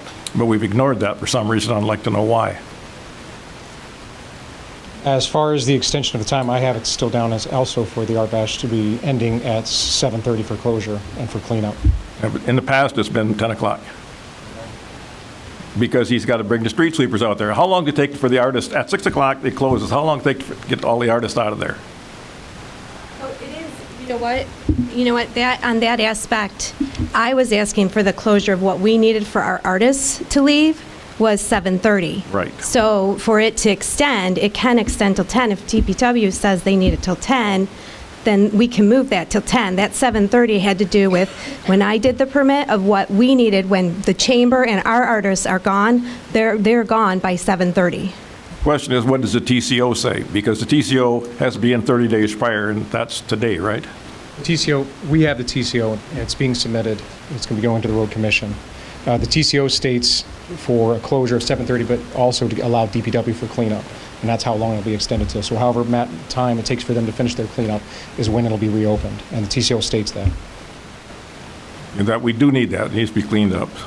The other one is my concern about Kipling, and I'd like to hear from anybody else about that. I think that's ill-advised. Parking, I'm sorry. Go ahead. I was just going to add that we're looking at some restrictions for parking, and also I'll sit down with Sean from DPW to see what we can do to ease the traffic flow, perhaps assisting in making some no turns on Kipling from Edwards or from Beverly. We're also going to restrict parking on both sides of the street. That's still in talks, and we're looking to see keeping that open. By having it at Wakefield, they can either go north and get into the alley into the parking area, or they can go south and get into the alley and get into parking areas. From Kipling, they can't do that at all, either way. And in the years past, sir, it's always been restricted to that Wakefield. They had approached for this request. I think it was looked at as we all have some reluctance and some concerns regardless, but we're kind of approaching this as a probationary first year. Let's see how this works out. Let's see what kind of issues and concerns that may come through, and also address those in the future. Why was it necessary, or what was the reasoning to move it from Wakefield down to Kipling? Our approach was a couple reasons why we wanted to move it further. One, with the amount of artists, it was getting very condensed. Where we have the music, Berkley Music provides the music for us, and we were getting complaints from the artists saying they're too close to it. So the thought was, if we can spread it out more and give a little bit more space, the thought was to go to Kipling next. So I had talked to some other Deputy Chief Crum quite a while ago about this and explaining, our thoughts on it and why. And he hadn't at that time said any issues. I had then since talked about what the concern of the traffic flow. And the thought was that we would try this as a probationary period to see how it works, with the understanding that it just might not be possible later. Councilmember Gravelin. Is it possible to go further to the west instead of to the east, or what is the reservations with that? The next intersection you're going to have is a boulevard, which I think you're going to overflow that intersection, setting a boulevard, so then you'd have to even extend it even another further past. Plus, I think the idea for you guys was also to include those businesses that were closer to Kipling.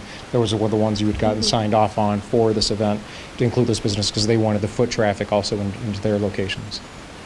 And the one The one other thing is on that day, Lids for Kids is happening, and the thought was, the pattern was to get even closer and closer, especially if this keeps growing.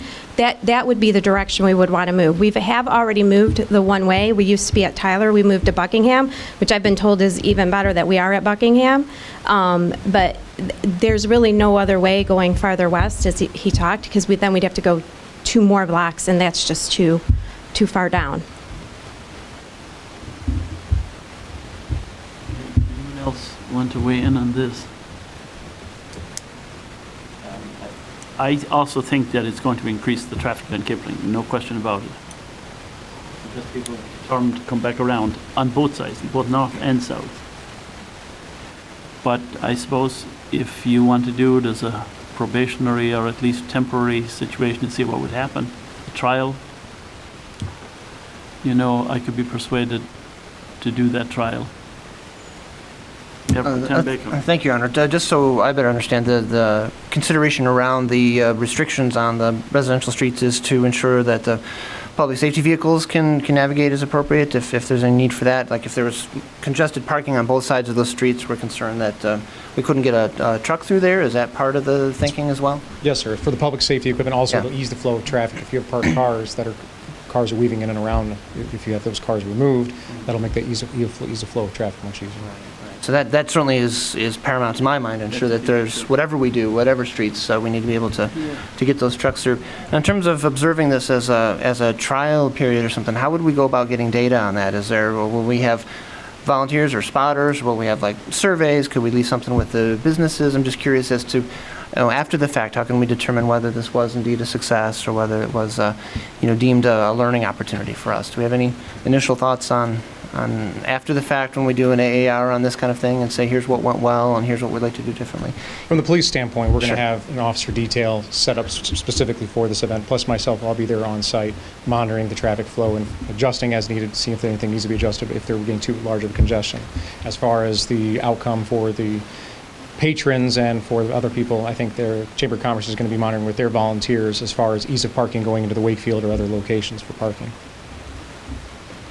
And that is correct as far as watching what is happening. I mean, and if there's usually issues, we hear about it. I mean, the 1.2 is, by changing this to, is our goal is to put the chamber booth more central by going that much farther, because you can't have, that was the other thought too with the music and the thing. You can't have then just one block of artists all by themselves. It would be kind of way out. So that was the other thought of why we would end up going a farther block out. My final question on that was just around signage for the parking then. So, you mentioned you've had many successful years thus far, and so folks kind of get accustomed to how to navigate the streets, and so this would be a change for that. So do we anticipate additional signage, or will the, social media updates ahead of time notifying folks of, here's what's new and improved or different, so that folks will kind of know what to expect? Because what we wouldn't want is people even more congested trying to figure out how to navigate a trial period here. Is there additional signage as part of the plan as well? As far as going through DPW, yes, we'll have additional signage post up. I'll speak with Derek Schuler, and also with Sean from DPW. We're going to be setting up and also getting notifications through City Hall, through the public website, and through public email.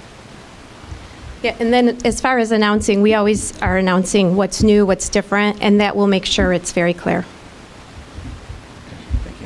Thanks. Councilmember Telbrecht. Thank you, Mr. Mayor. I think, obviously from the standpoint that we have more artists that we want to get involved in, and we're expanding and we're getting closer to Lids for Kids to make it easier for people to go from one event to the other event, I think is fantastic. But I do have concerns about the traffic flow as well. But I don't think that I'm willing to give it a shot this year.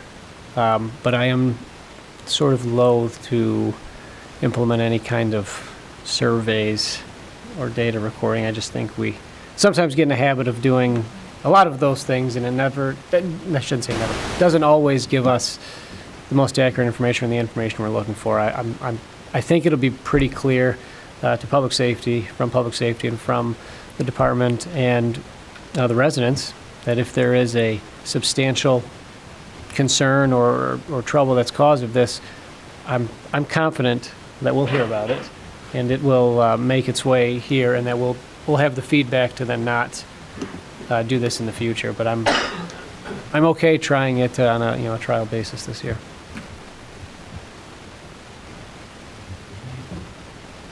Well, yeah, I see the problem, clear problem with this traffic.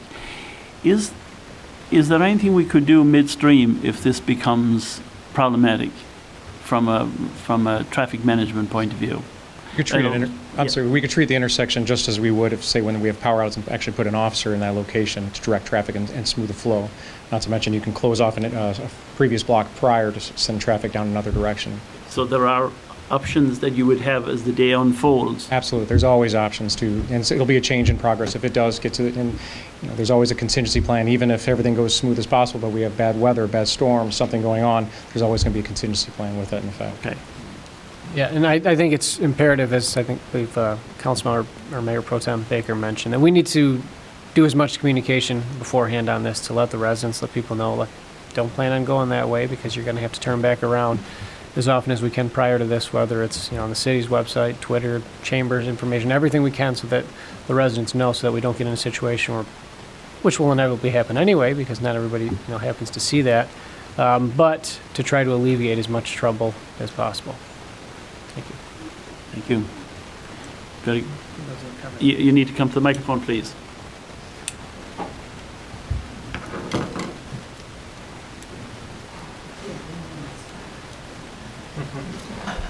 Wendy Zabramski. Is there any reason we couldn't just do it from Coolidge and then not even have that part, and have the Lids for Kids all start there and then disperse through the neighborhoods as opposed to coming there part way and then have it blocked, where Coolidge is already, a good location to just a thought.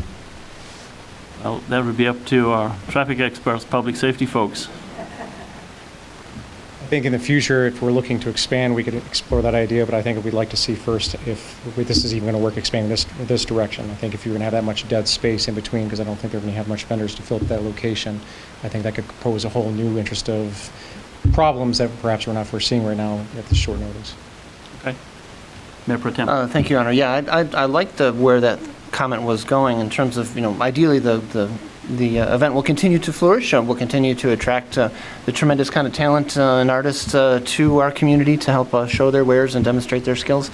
It would be great if we got to the point where we needed to go all the way to Coolidge, because then to the excellent point, it would be directly connected, basically, across the street from the Lids for Kids with just a little stop in the middle there. So that seems like a natural way that this could expand over time. It naturally, because of the street design, would alleviate some of that parking concern. So in whatever methods we can find out what kind of information we can gain to learn from this and then continue to promote the event and continue to even grow further. What a nice problem to have, huh? Thank you. Very good. Thank you all. Then we're ready to vote on this. Ms. Boucher, would you please call the roll on M3317?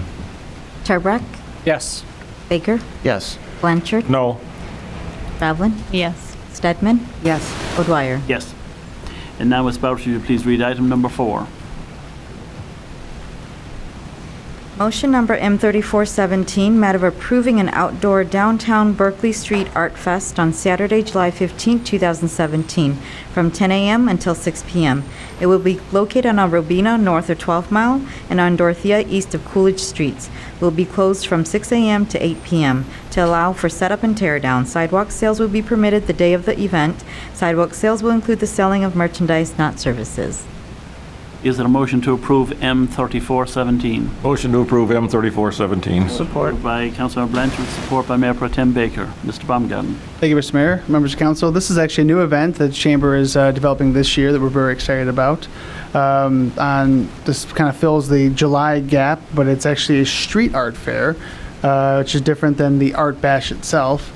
Again, Ms. Nikolai is here on behalf of the Chamber to brag a little bit about what the Chamber is doing in this event. We're really excited about this event. One of the key things with the Street Art Fest is it's definitely different than the Art Bash. And it's not just the Chamber is the driving factor in it, but we've partnered with the Downtown Development Authority. The library has put input. We have residents are on a committee. So it's really a community coming together event. And what it is actually there's really two components to it. There is a chalk art component, and it's primarily going to be on Dorothea and the parking lot behind from Dorothea to Catawba. And this is one of the things it's bringing an event that's to Coolidge. So many of our other community events happen on 12 Mile, and it's a way to again, bring residents, but also bring people who aren't in the community downtown into seeing the businesses on Coolidge. We did ask in the application to have Robina North be potentially closed. That's already been discussed, only if we have an overflow of chalk artists. With it being a new event, we're not necessarily seeing it, but I know we have to put the permit and the ask in, then all of a sudden saying, oh, we have too many. The Chalk Artist Fest, I'm not sure if anyone's really have ever been to any Chalk Art Fest, but really what it is it's not only professional artists, but it can be aspiring artists, people who are who do it as a hobby, but they enter and they register. They have about a 5-foot piece, and they draw, and then they are judged and they have a chance to win prizes. So it's really open to anyone who would like to participate. We obviously it should have been included, we have definitely rules about that we can, if anything's inappropriate, we can stop them right away. So it's kind of a unique and different. And then the second component is actually having murals. Certain businesses are looking to have some murals done by professional artists. And so that would be happening throughout the downtown. We would have shuttles that would take people to that. And so we have different, so it would actually be one of the few community events that's really encompassing the whole downtown. We're working closely with the DDA on the murals. And really looking in matching appropriate artists, seeing the renderings before anything would go up on the mural end. So it's a one-day fest that we're hoping in the long run will grow to be and known as big as our Art Bash is. So, and drawing attention to all parts of downtown Berkeley instead of just that one section of 12 Mile that we seem to with a lot of our other community events where it draws. So, what happens if it's raining? Well, and if you see other Chalk Fests, they continue to go on, rain or shine. A lot of the artists, or we will encourage, is to put a tent over. It might start slightly later, but at this point, they do continue. And the other thing I didn't say, also what's going, the DIA has offered that we'll have free art areas, and the DIA is bringing a tent will be in that area too, to do other kinds of art that attendees can do if they didn't buy a block to make chalk. But people can see art transformed. So that's kind of a unique thing. And so it gives them something to do, and the hope too is then they'll also discover some of the businesses, especially in the Coolidge area, because we really haven't done an event in that area, and there's a lot of cool businesses down there, so we're hoping to draw more attention to that area. Very good. Thank you. Any discussion on this item? Mayor Pro Tem Baker. Thank you again, Your Honor. Thanks to you both for designing such an interesting event here and for ensuring that it'll be designed safely and executed flawlessly, I'm sure. A question around the extent to which the artwork will persist. So obviously chalk has a limited half-life. As mentioned, weather has its way with chalk rather easily. The murals that'll be done by the professional artists, is that with a different format, where different medium that it might last longer, or is it all chalk-based? Yeah, the murals is not chalk-based at all. They're true murals. Murals that you see, like we already have some businesses who've painted murals on the walls. Yep. They are, so they are permanent per se. The people know who, the businesses who we're in talking with, and we're working closely with your new DDA director on this, as we're discussing who will be getting a mural and where it's appropriate and appropriate for what that mural is, has the understanding that over time, they will eventually be painted over. I mean, muralists know that they're permanent only for a time being because they wear. So, but they will be up. The goal with the murals in the long run will be that we want Berkley to be known as something unique or something to see. So if you're coming to Place to Shop and you have also these murals and art to look at, in my opinion, that's pretty cool. It makes it a little different. Yep, and one other question. So as we mentioned in a prior agenda item, the art bash, folks understand the mechanics of that and that that's free to attend. Can you talk anything about if there's any fees associated with this at all, whether to residents or to artists, or if there's classes to be offered, anything that folks should know to bring with them, that kind of stuff? Okay, so the only fee is if you are you want to be in part of that chalk art contest. So there is a registration fee. BerkleyStreetArtFest.com is the website where it goes that explains. The fees are, I think, for students $15, $25 for adult, and $30 for team.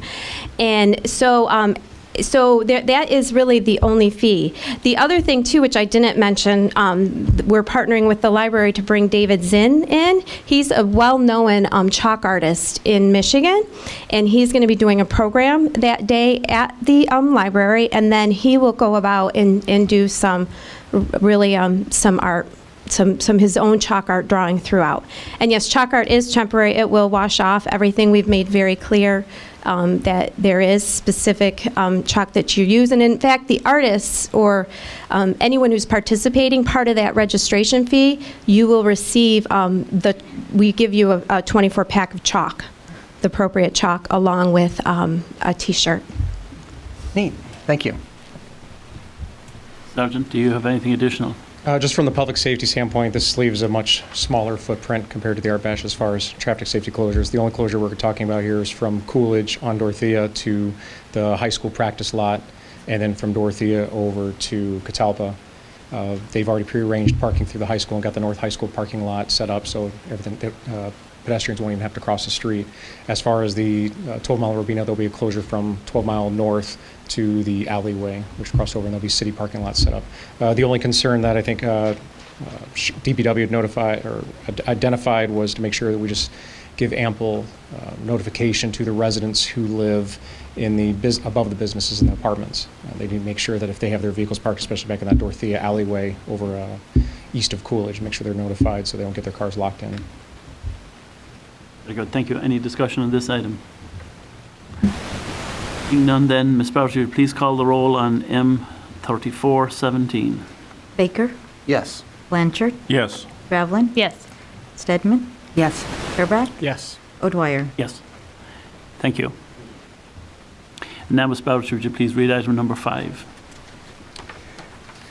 Resolution number R1117, matter of continuing participation with the Community Development Block Grant Program through Oakland County, Michigan Urban County Qualifications 2018 to 2020. Is it a motion to approve R1117? Motion to approve. Motion to approve by Councilmember Support. Stedman, support by Councilmember Terbright. Mr. Baumgarten.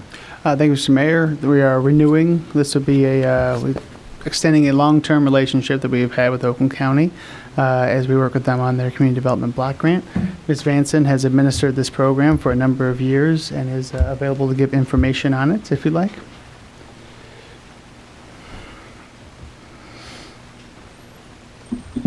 So if you don't want $30,000 every year from the federal government, then don't sign this. But otherwise, you have to do this if you want to keep getting the amount of money that we get thus far from Community Development Block Grant.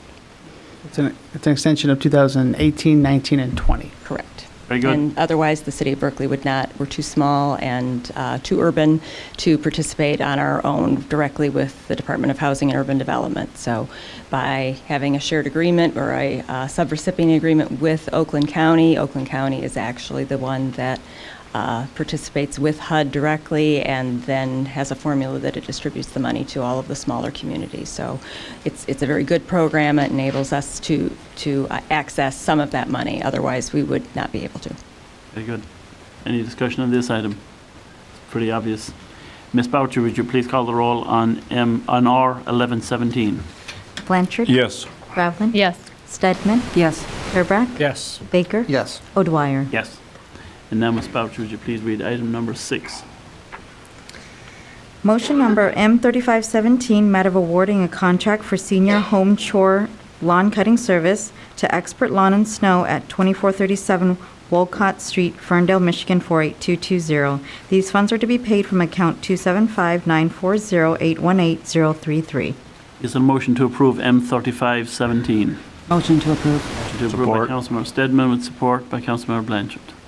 Mr. Baumgarten. Thank you, Mr. Mayor. This program is actually administered through our Parks and Recs department. Teresa McCarlton is making her way up to the podium now. Just a quick process note. We did actually go to bid for this as a requirement to use the CDBG funds. We did a couple of different bids, and this is the lowest bidder, and that's how it comes back to today. So, Teresa? So, thank you, City Manager. That's basically what I was going to say. We put this out to bid. We accepted bids both on written and then hard copy for something like this that often works best. We received 4 qualified bids. This was the lowest bidder, and Expert, all their references came back speaking highly of them and their service. They did do this program for us cutting many years ago in the city and did a good job. And we're looking forward to, again, offering this. This isn't something that every city is able to offer their seniors, and I think it's a really good program that our city is able to offer. At this point, we have 28 homes that have filled out the paperwork and signed up.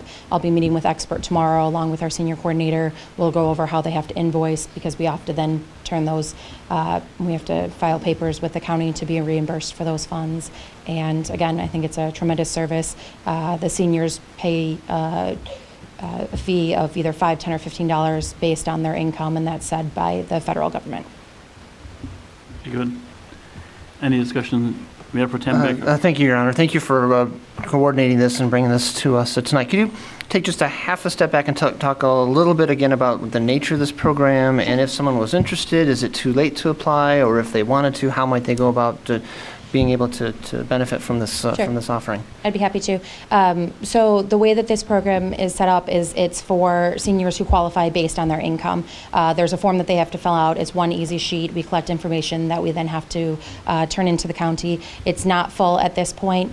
They can call the Parks and Recreation Department. Our number is 248-658-3470, or they can simply come in. We'll mail them the form. They'll fill it out. We'll look at the income levels. Then we then let them know what their copay is going to be, and the city then pays for the remaining amount out of our CDBG funds. So absolutely, what happens is this company will then go out during the summer months. They go out once a week to cut the lawns, and then when we get into the fall, it's once every 2 weeks, and they'll cut your yard. It's basic cutting, so we always try to let people know if you're looking for something, a little bit more,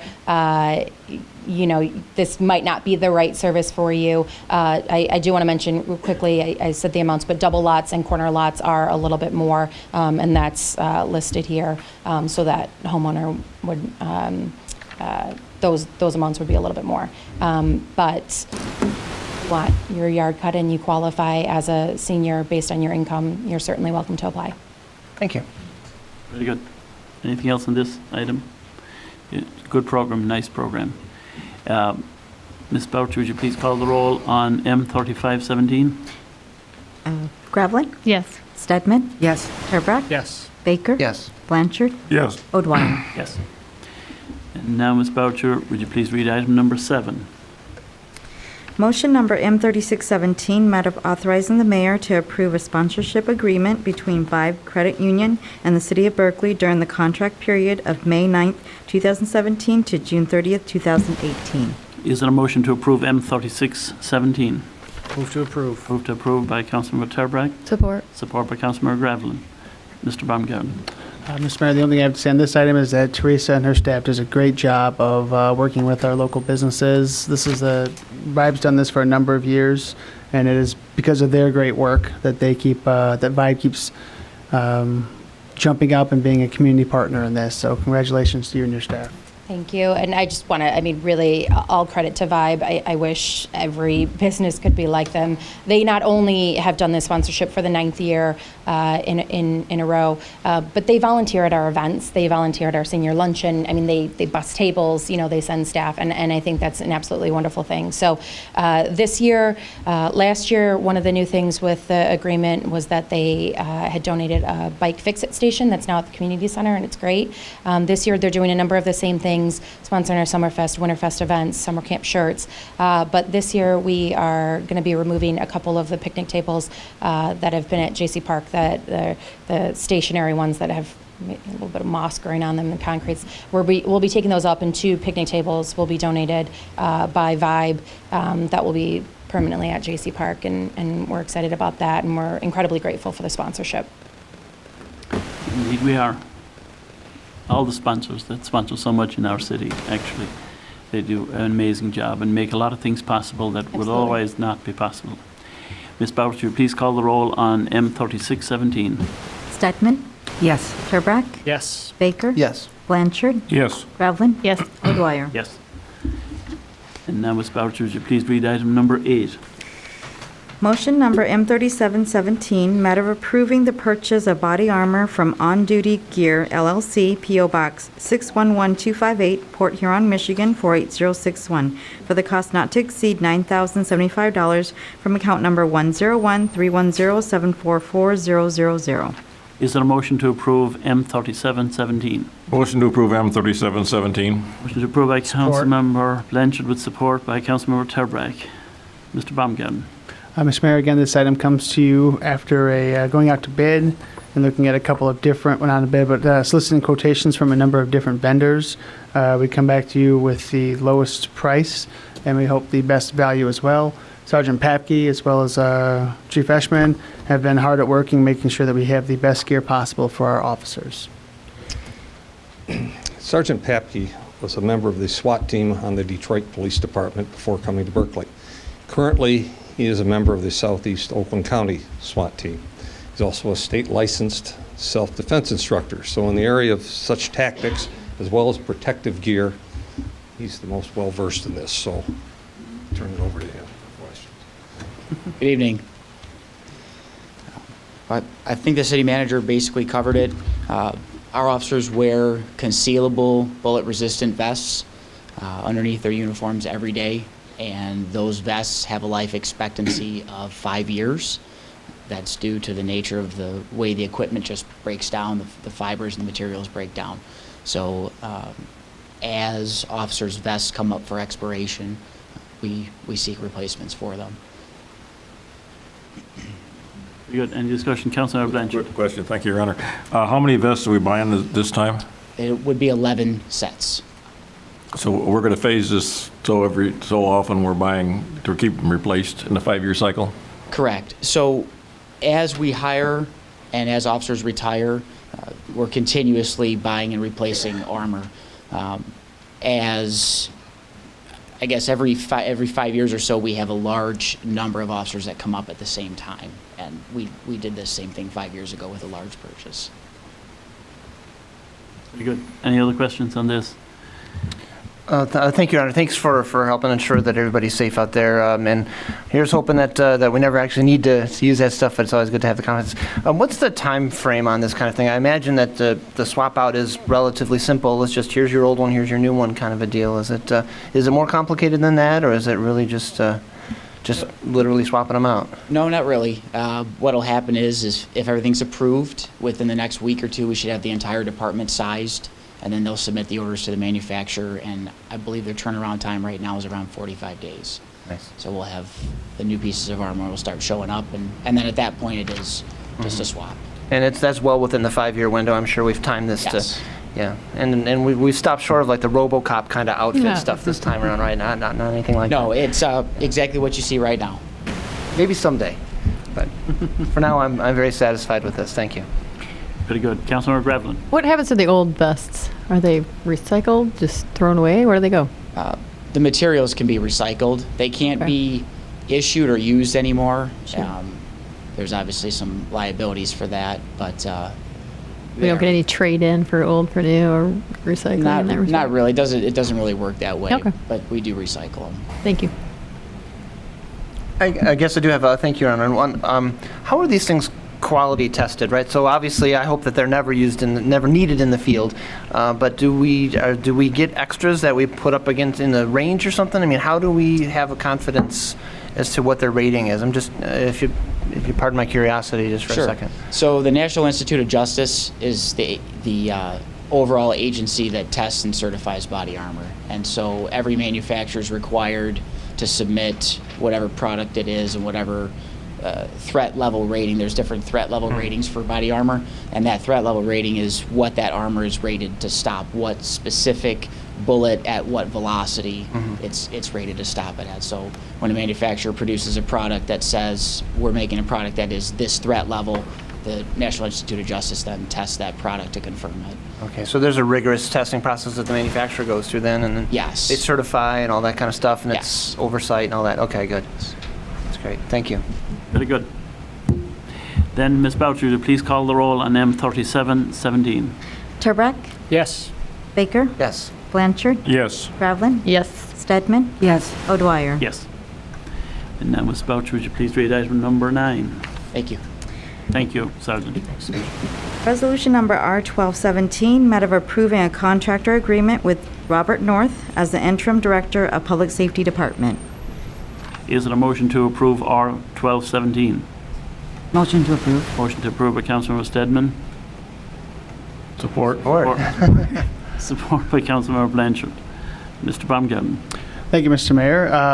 As we all saw earlier, Chief Eshman is stepping down from his role as Berkley Public Safety Director. In order to fill that gap in the interim while we search for our next permanent Public Safety Director, we're bringing in a fresh face. That is actually an old friend, Mr. Bob North, who retired just a couple of years ago, so he has a great working knowledge of the department. He has had the opportunity to work with a little bit of overlap with Chief Eshman, so just catching him up on the last couple of years. But the great benefit is that Bob North brings a great amount of operational knowledge. He already has established relationships with many of our officers. He's well known in the community, and he himself knows our community well.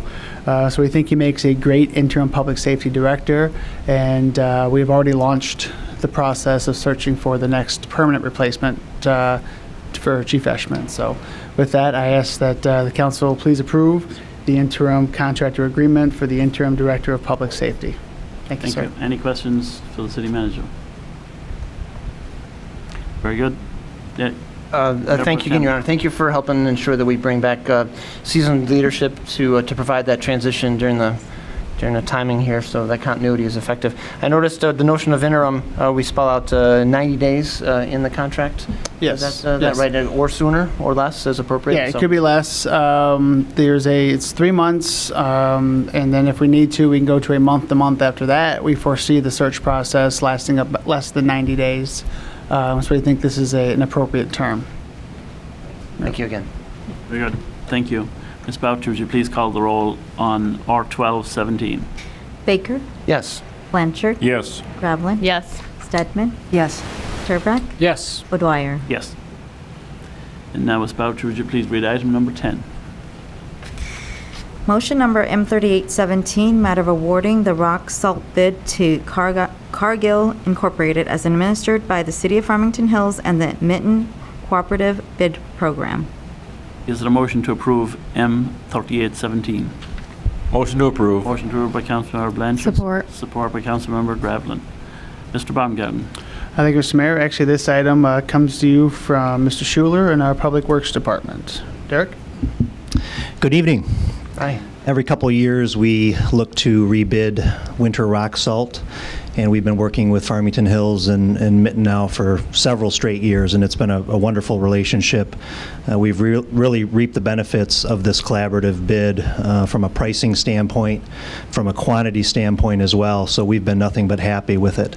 And The results of the bid are here, and we do have a new low bidder. It's Cargill. We were working with Detroit Salt previously, so we do have a new low bidder. And unit prices, I'm pleased to report, have decreased about 3% over the previous bid. So this was part of a Mitten cooperative bid program, and there's many, many Southeast Michigan communities that are represented by this bid. You can see them inside of the actual bid document. And the beauty of this program really is that from a quantity perspective, I give them a number that we're going to use. 1,400 tons is typically what Berkley uses, and we're able to purchase 70% of that or up to 130% of that at that unit price. So you don't get caught up in a situation where maybe you're going to get taken advantage of when we have a bad winter. Obviously, if we go over the 130, there's a process set forth for the pricing for that, but this really does lock in us for quantities and gives us a nice range to work with, which I find to be very useful. And from a contractor perspective, it gives them the luxury of knowing truly what they're going to provide. So I think it's a win-win on both sides, and I'm happy to answer any questions. Councilor Blanchard. Thank you, Your Honor. This includes delivery to our salt dome at this price? That's correct. Yep, that is correct. I noticed Deliveries included. they're a little farther away than the last one. Yep, so they're in Cleveland. Yep. Okay, thank you. Any other questions, discussion on this? Thank you, Derek. Ms. Boucher, would you please call the roll on M3817? Blanchard.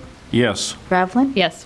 Stedman. Yes. Turbrack. Yes. Baker. Yes. O'Dwyer. Yes. And now, Ms. Boucher, would you please read item number 11?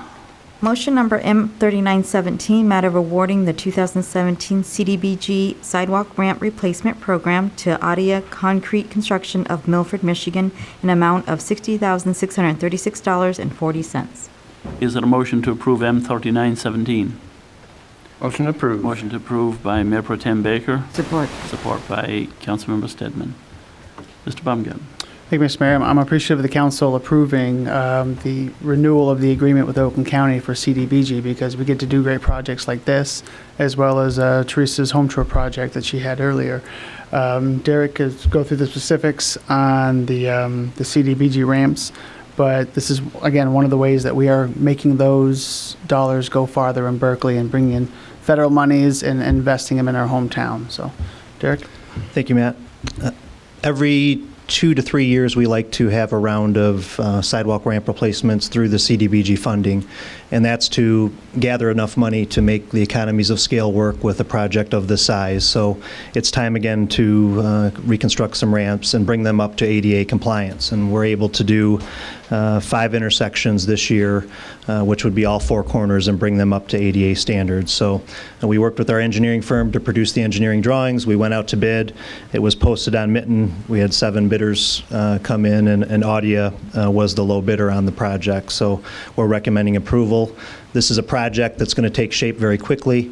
We're hoping to be done by the end of June, weather permitting. It's a very aggressive schedule, but we're hoping to get this thing wrapped up very quick and in and out of there as fast as we can.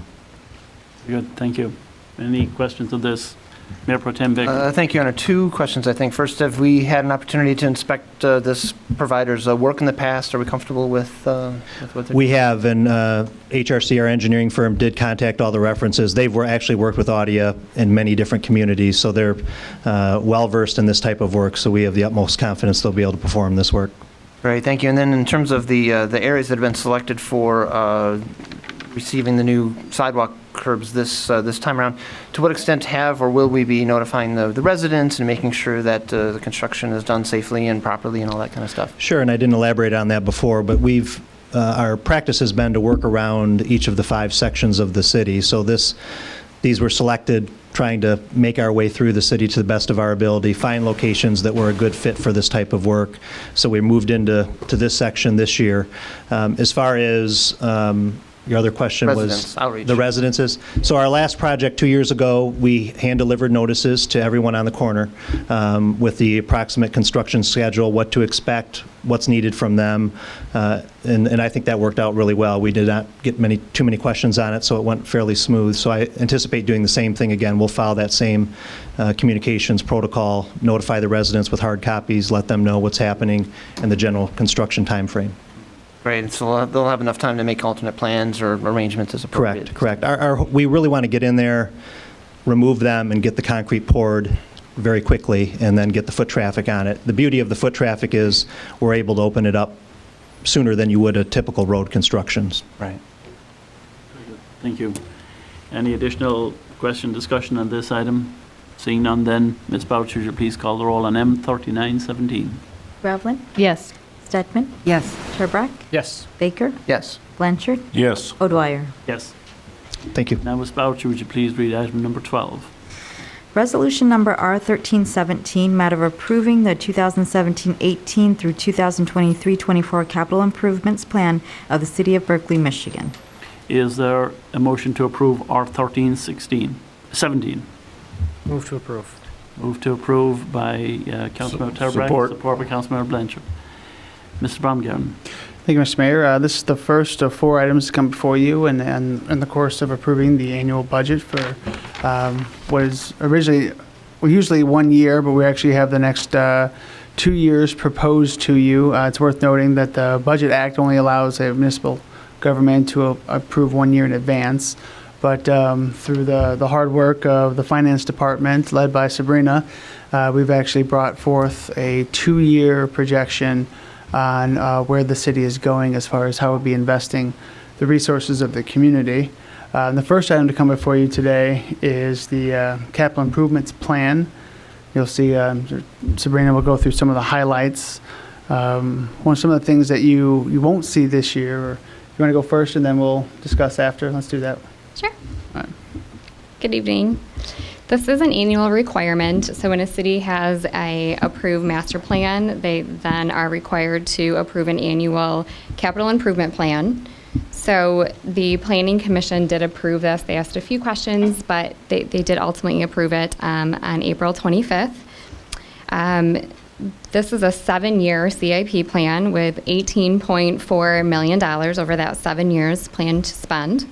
In fiscal year 17-18, we anticipate spending around $3.4 million. A few highlights of that include $354,000 for various park rehabs, as well as the rec building repairs. The majority of that rehab does include $325,000 for Merchant or Oxford Park. We are hoping to receive $180,000 from a state grant to help offset those costs at Merchant Oxford Park. The library and municipal building, we plan to spend $97,000, the majority of that on stacking chairs, replacing carpet, as well as a wayfinding project that we are going to pair up with the DDA on that wayfinding project. We also plan to spend $2.7 million on various infrastructure improvements throughout the city, the majority of that being $1.6 on the much anticipated Harvard project. And that Harvard project does include both street and water and sewer. As I mentioned, $100,000 is planned to be spent within the DDA. Part of that includes the wayfinding project as well as streetscape improvements along Coolidge. In the past, last year's plan did anticipate spending $44.5 million over a 7-year plan. We asked each of the departments to take a good look at their CIP plan and determine projects. We wanted them to be attainable, realistic, and we wanted there to be a funding source available for those projects. So we really narrowed down our scope of what was to be included on the CIP plan to make sure all of those requirements were met. It's one of the reasons why you don't see the proposed upgrades that the CAC has been discussing to facilities such as this building, as well as the community center and the ice arena. As Sabrina said, there is no funding source allotted for those. The work of the CAC is ongoing, and their task is to develop what they believe is the best way to finance these items. Lacking a finance model, they weren't appropriate to be included in this plan. So that's why you're not seeing them in this year, whereas they've appeared in years past. So thank you for the opportunity to put that out. Any questions for our finance director?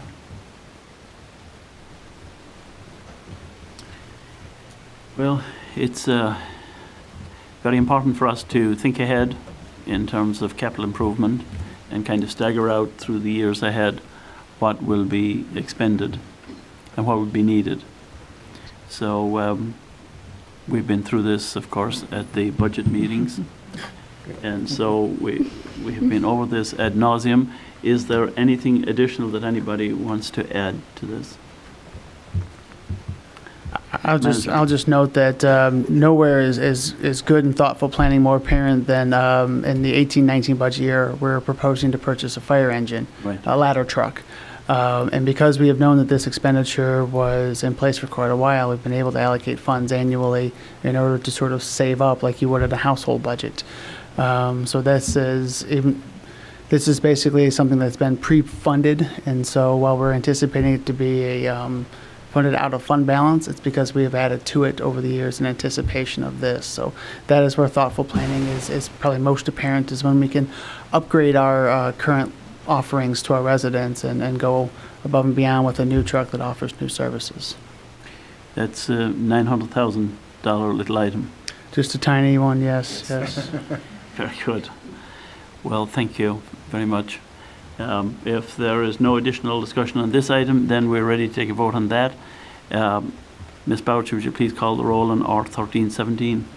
Stedman? Yes. Turbrack? Yes. Baker? Yes. Blanchard? Yes. Gravlin? Yes. O'Dwyer? Yes. And now we move to item number 13. Resolution number R1417, matter of establishing a residential and commercial service fee for the collection and disposal of solid waste effective July 1st, 2017. Is there a motion to approve R1417? Motion to approve. Motion approved by Councilmember Stedman, Support. support by Councilmember Gravlin. Mr. Baumgarten. Thank you very much, Mr. Mayor. This is the second of those 4 items. This establishes an annual solid waste fee. The city does collect through property taxes some monies for this. Those monies don't always cover the entirety of the services that we offer. So we supplement that with a annual fee. It has stayed the same for up until last year, the decade preceding this budget year. And so we're looking at increasing it slightly this year, moving from $8.75 to $10.75. And then in next year, we're going to propose. We proposed with a 2-year budget, but we'll be hopefully putting it into the 19 budget, the elimination of yard waste stickers for collection. And so as a way to allow all members of the public to utilize that service at the curb. So not just those that can make it to the library or public services or city hall in order to get the stickers in time. It's put out to the curb, the yard waste disappears. So we're very excited about making that change moving forward. Very good, thank you. Councilmember Turbrack. Just another comment on along the city manager's comment on hopefully no more stickers in the future. We also are anticipating, and although I can't really see, but I think our DPW director is gone, that residents, hopefully by the end of the summer, I believe, will be able to do single stream recycling in what's essentially a smaller version of the totes that we currently have. So those little recycling bins that some of us have multiple recycling bins, hopefully we'll be able to do away with that. And that should be coming hopefully by the end of the summer. Yeah, SACRA, our Southeast Oakland Resource Recovery Authority, who we are a member of, is rolling this out across its entire footprint. So 13 member communities will all have single stream recycling now. And that's after July 1, we'll be ready to go. The city will be providing, through SACRA, the toters to every household. So again, we're very excited about that. Thank you. Not to belabor that point, but it's worth noting again what that means is you're going to get a free tote, and you can put all of your recycling stuff in the same bucket. You don't have to sort it all out anymore. That's the gist of what the single stream means, and that's been a very popular request for quite some time, and I'm really happy that the infrastructure at SACRA is able to support that service. It makes it a lot easier for folks to be able to recycle when you just can throw it in one container and wheel it out to the corner, and so we're very pleased that that as a region we can do this and that the benefit is coming to our city as well. Absolutely. Thank you. Very good. Thank you. Any other discussion on this? Seeing none, then Ms. Boucher, would you please call the roll on R1417? Turbrack? Yes. Baker? Yes. Blanchard? Yes. Gravlin? Yes. Stedman? Yes. O'Dwyer? Yes. And now, Ms. Boucher, would you please read item number 14? Resolution number R1517, matter of setting charges for water and sewer services effective July 1st, 2017. Is there a motion to approve R1517? Motion to approve. Motion to approve by Councilmember Blanchard. Support. Support by Councilmember Gravelin. Mr. Baumgarten. Thank you, Mr. Mayor. Again, annually, the City Council sets the water rates.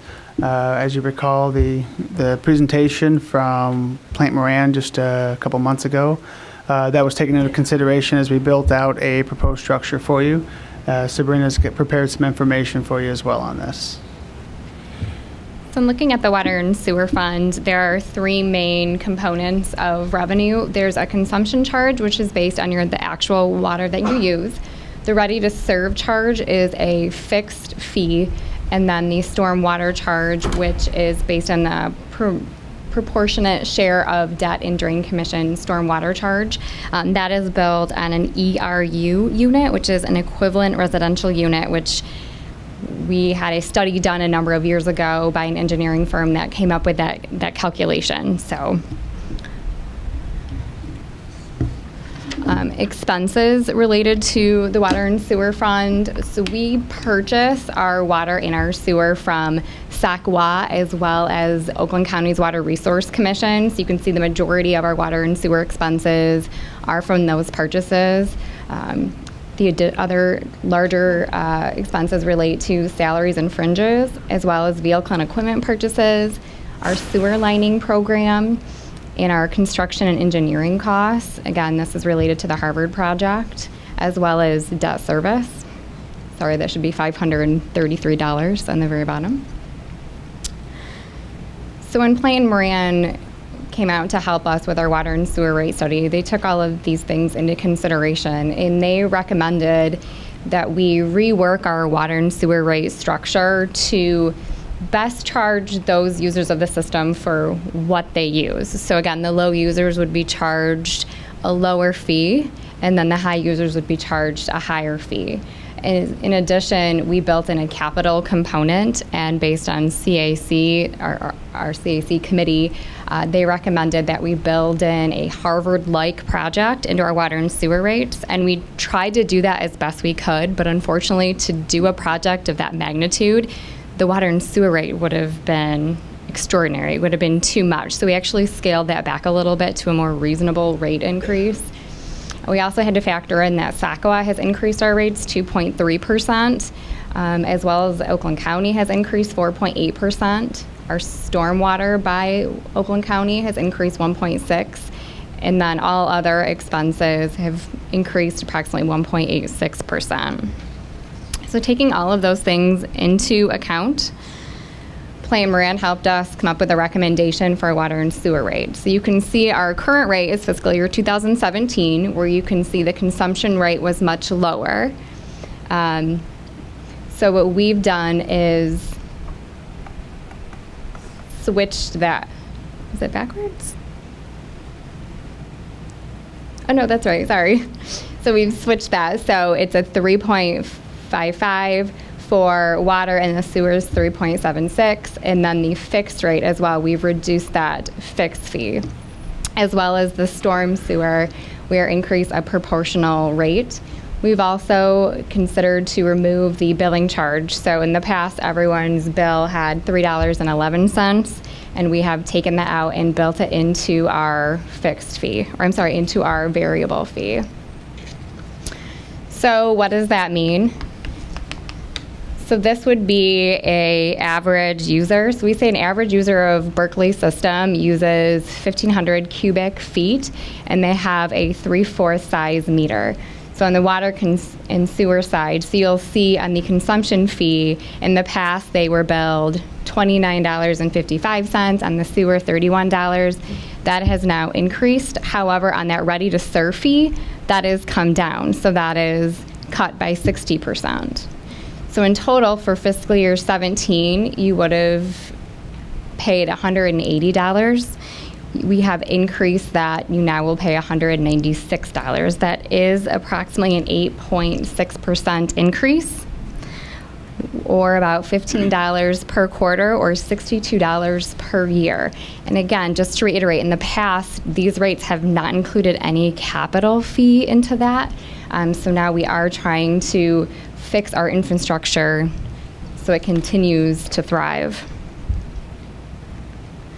What does that mean compared to our neighbors? I know a lot of residents have asked, well, where does that put us? If my bill is increasing, what does that mean? But again, so these rates, the comparative rates come from SACWA, which again is the organization that we are part of.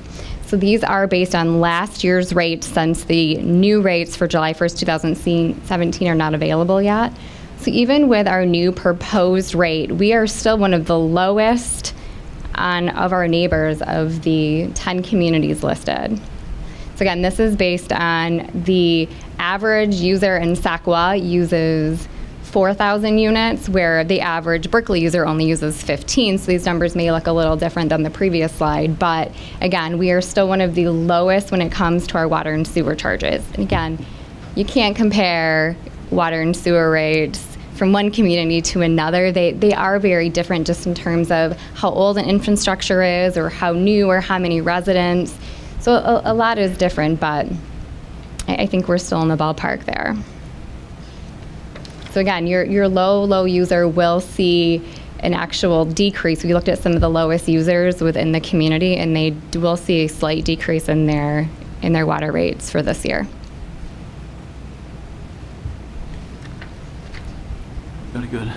Any questions, Mayor Pro Tem Baker? Thank you, Your Honor. Thank you again for bringing this information, as well as a very thoughtful and thoroughly prepared, a heavy binder full of content here for us to review. To this chart in particular, again, it's worth mentioning that what we see here is our proposed rate for the upcoming fiscal year, and we're comparing against the current fiscal rate from the past fiscal year. And those other communities as well will be seeking to accommodate the increases that are passed through to them from the county and other sources, right? So there's pass-through effects that will cause an upward pressure, as they say, to their rates as well. So we certainly anticipate all those other rates going up. And again, the increases that our residents see are in part due to those very same pass-throughs that we have no control over. The other thing I like about this budget is it really does put the control back into the hands of the residents. As you mentioned, by more clearly separating the ready-to-serve charge from the consumption cost, those who are more mindful of their water consumption should benefit from this structure. And you know, we in other sessions we've talked about alternative ways to address their watering needs, like rain barrels to harvest what nature gives us naturally as a way to offset the use of city water and things like that. So as folks who choose to take advantage of those kinds of tools and approaches, they could see even additional savings because they would need to use the existing water system less. And this structure certainly helps those who do conserve water to conserve at their piggy banks as well. Thank you. Thank you. Councilmember Tebrick. I'm going to do my best to simplify this. So, costs more closely aligned to use? Yes? Correct. Incorporating ongoing maintenance? Yes. Correct. I'm good. Thank you. You're right. Any additional comments? Seeing none, then Ms. Boucher, would you please call the roll on R1517? Baker? Yes. Blanchard? Yes. Revlin? Yes. Stedman? Yes. Turbrack? Yes. O'Dwyer? Yes. Now, Ms. Boucher, would you please read number 15? Resolution number R1617, matter of adopting a budget for the fiscal year beginning July 1st, 2017 and ending June 30th, 2018. Is there a motion to approve R1617? Motion to approve. Approved by Councilmember Stedman. Support. Support by Councilmember Gravelin. Mr. Baumgarten. Thank you, Mr. Mayor. Sabrina's got some very good information for you, but I do want to open this particular agenda item by, as we alluded to earlier, both I was new, Sabrina was new to this process. We changed quite a bit this year, not the least of which going to a multi-year budget. But I do want to take a moment to say thank you to the staff that and all the department heads that worked with us as, again, two people that were new to Berkley's process, sort of made their way through it while changing a lot of things. We didn't hear any sort of pushback from our directors at all.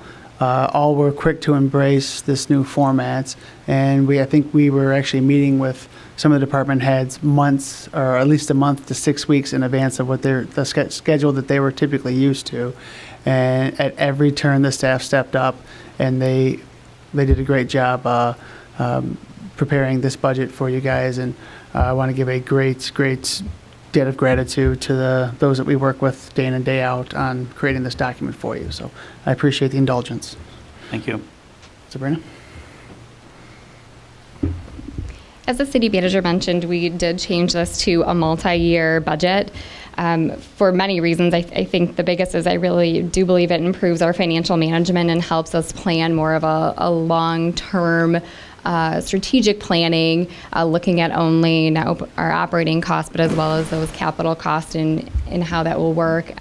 One thing to remember is it's always a rolling budget, so we're constantly evolving. So nothing for 18-19 is set in stone. We know things will change. Legally, as the city manager mentioned, we are required to only pass a one-year budget. So again, we're using 18-19 as a tool.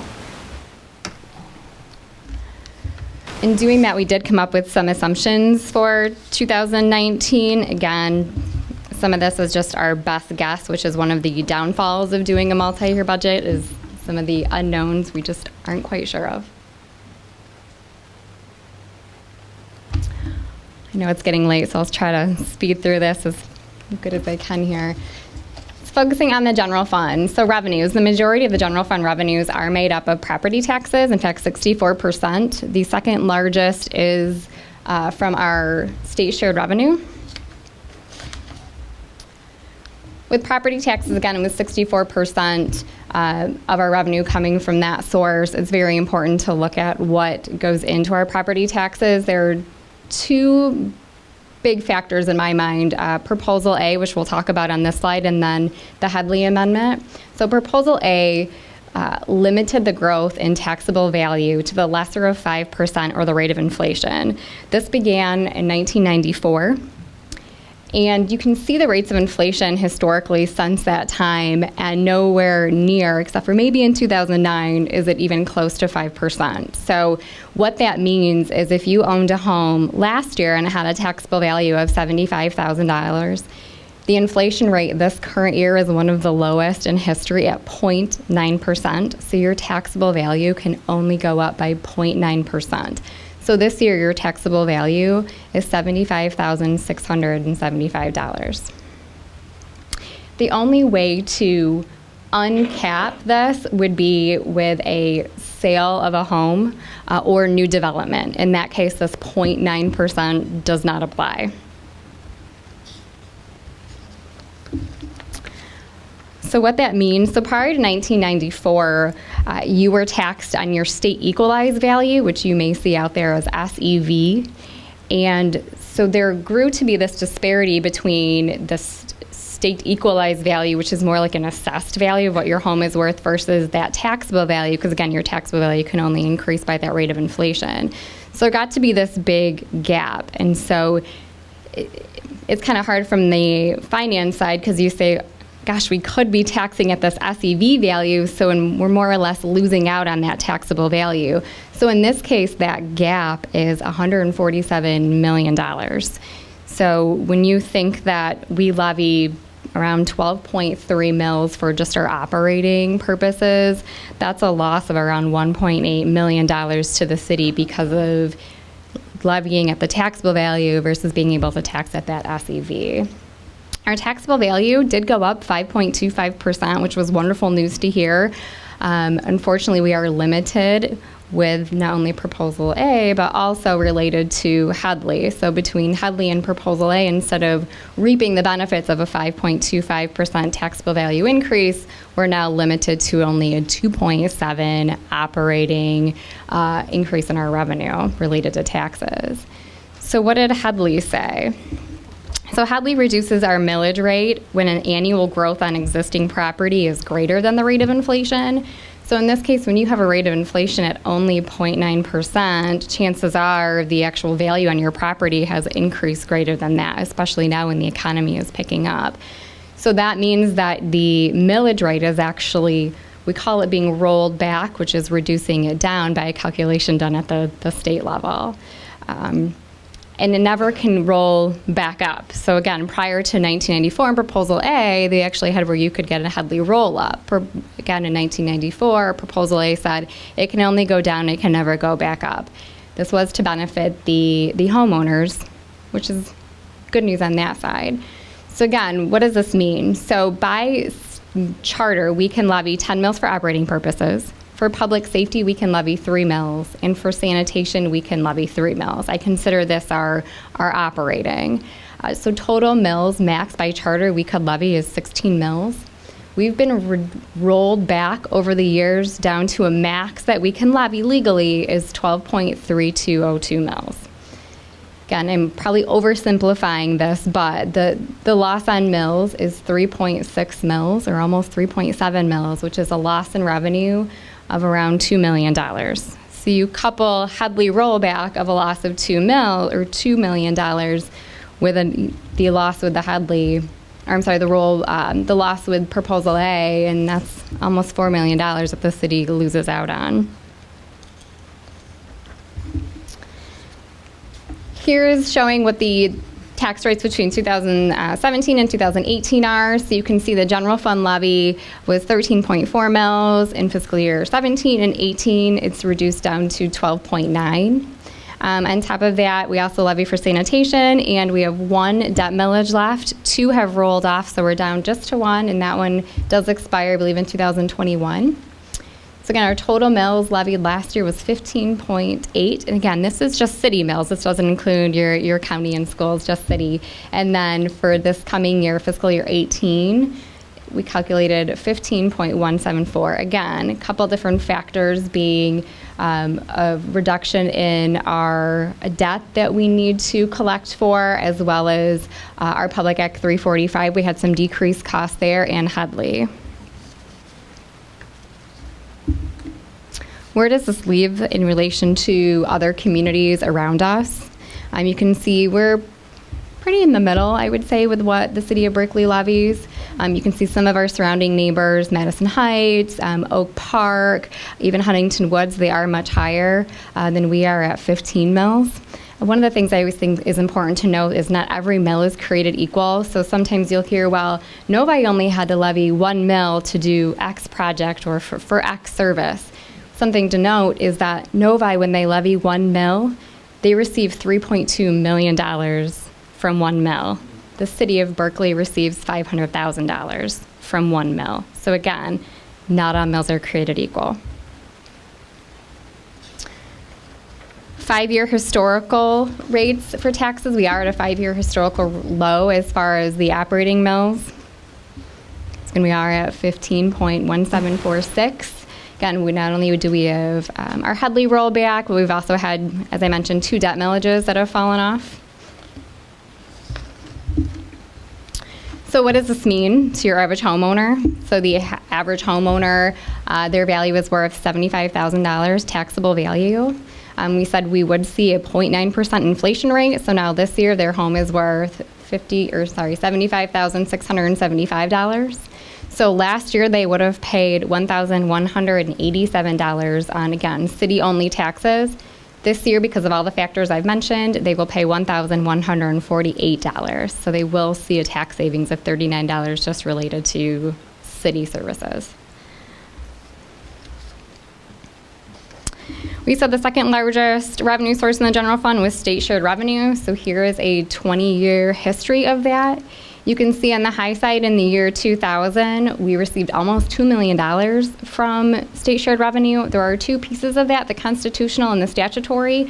Constitutional is just that, it's part of the Constitution, so that stays pretty even throughout the years, and it is the statutory which has dropped drastically. So with the creation of EVIP, which now they call CVTRS, we received $175,000 for statutory. So again, we're at the level of maybe where we were about 10 years ago, but nowhere near that $2 million that we received in the year 2000. Other revenues in the general fund are charges for services, which I've listed here. One of the biggest being our cable franchise fees that we receive, which is around $400,000. Oops, sorry about that. License and permits, we are anticipating a 12% increase. Again, just increase in our buildings there. Fines and forfeitures, we are anticipating a decrease, and again, that is related to the district court moving from Berkley to Royal Oak and our contract with them. Sorry, it's touchy. Okay. General fund expenditures, again, we do have a balanced budget. I don't think I mentioned that, but we are balanced. So our revenues, $11.1 million, and our expenditures are $11.1 million. The biggest source of expenses at a city here, it's 69%, which is pretty average. We usually say between 70 and 75% of the general fund at any community is related to salaries and fringes. Salaries and fringes are 7.6. This is across all funds. This is a slight increase over last year. Again, we did see increases in salaries for all of our staff due to negotiated contracts.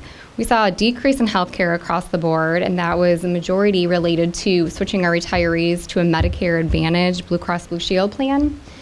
But with that decrease in healthcare, then we also saw an increase in our pension costs. So again, public safety, our pension costs increased 4%, and our MERS increased 12%. So MERS hit everybody hard this year. They changed some of their assumptions. They increased their mortality tables. Everybody's living longer, obviously, so that's increasing costs. They also decreased their rate of return. So they used to always have a rate of return of 8%. They now decreased that down to 7.75%. There's still talk of that rate of return needing to be decreased even more, but in some communities it would cripple them to have decreased it. So right now they're holding at 7.75%. Another thing we did is we changed how employees are allocated. So in the past, employees were allocated across all funds and all departments. We took a look and said, let's try to make it a little bit more streamlined and put employees kind of in their correct cost center. So now it's easy to look and identify how many employees does the city manager's office have? How many do we have in finance? How many are in public safety? Again, it makes it a little bit more streamlined than an allocation across the board. Contractual services make up consultant fees, audit fees, legal, actuarial services, and there we'll also find our wayfinding project. I've already highlighted some of the capital outlay projects, but a few more listed here. Police vehicles, I apologize, that should be $112,000, not $12,000. We are purchasing 3. It'd be pretty cheap. So I do apologize for that. Our in-car computers, $30,000. We're spending $35,000 this fiscal year to upgrade those, and then $30,000 to carry over into next fiscal year. Public safety improvements and DPW, we are purchasing several new equipment in that department. Fiscal year 19, again, Salt Dome. We talked about, and as well as the city manager mentioned, the fire truck ladder at $950,000. Looking at expenses another way in terms of more what we're spending it on, so you can see that 43% of our general fund is spent with public safety, 12% is with public works, and that would be your administration fees, vehicles, street lighting. It does not include roads in the general fund. So where does it leave us with fund balance? So our industry standard for fund balance for the general fund, we said, is a healthy general fund. Your fund balance should be between 10 and 20% fund balance to expenditure ratio. So for fiscal year 18, we are estimating we will end with a 34% fund balance, which again, very healthy. And fiscal year 19, 21%. So again, still in that healthy range. The state of Michigan, when they look at distressed communities, they say that anything under 13 is considered distressed. Like we're nowhere near that. I think we're doing good, but I think it's still important to keep an eye on where we want to go in the future with our fund balance. And again, what fund balance is necessary, and I think a lot is looking at our tolerance level, as well as our upcoming spending and what we feel comfortable leaving. So we're projecting in fiscal year 19 that we'll end with $2.6 million. Again, I think it's healthy, but we need to be conscious and responsible going forward of where we leave that. Major Street, we have 15.6 miles of major streets. Our revenue majority comes from Act 51. The rest becomes from our Metro Act or our right-of-way funds. The biggest expenses relate to Harvard, the engineering and construction of that. One of the things we did take out was the street administration costs, and that was to account for finance, city manager, treasury, their time spent. We said, what is the goal of the street funds? And the goal is to put money back into the streets, not for administrative costs. So again, we've taken that out, and we are continuing to do our transfer from Major Street to Local Street. Again, the biggest thing with Major Street and the fund balance is going back to that, what do we think we need in fund balance to cover our costs for that next big project? So you can see the fund balance very cyclical, going up and down. We're building up the fund balance and then draining it to do another project. So again, that's pretty common in most communities. Local streets, almost 36 miles of local streets. Again, our revenue majority comes from Act 51, which is from the state of Michigan, and both for major and local, our Act 51 revenue is up slightly because of the tax increase. And again, we have the revenue coming in from the major streets. We will see a slight increase in our street maintenance. That's both in major and local streets, just to work on the street maintenance and keep our streets clean. And again, we've taken out the administration costs in our local streets as well. Local street fund balance, very healthy. Again, looking at the fund balance ratio, 98%. We have $640,000 sitting in our local street. So I think we're more than healthy there. Solid waste we talked about. We are seeing increased costs from SACRA, which we have our contract for waste disposal services with. So just keeping an eye on that and how much that increases. As the city manager mentioned, we are hoping to eliminate the yard waste tags going forward. We did have consistent fees from 2006 to 2016. So again, we're just looking at this fund to be self-sustaining, so it does not need a transfer in from the general fund. What does the solid waste fund balance look like? Again, I think it's still healthy. The biggest thing in keeping a fund balance is if we need to purchase equipment. So what equipment do we need? Dump trucks for the leaf removal. So we want to keep an eye on fund balance to make sure we can purchase that capital as needed. Community Development Block Grant, as we've discussed previously tonight, we receive around $30,000 and we spend it on sidewalks, yard services, and large print books. We've spent on these three services for the past few years. One change for the rec revolving fund is in the past there were these administrative costs that were charged to the general fund related to Parks and Rec, and then we also have this recreation revolving fund which accounts for our Parks and Rec revenues and expenses.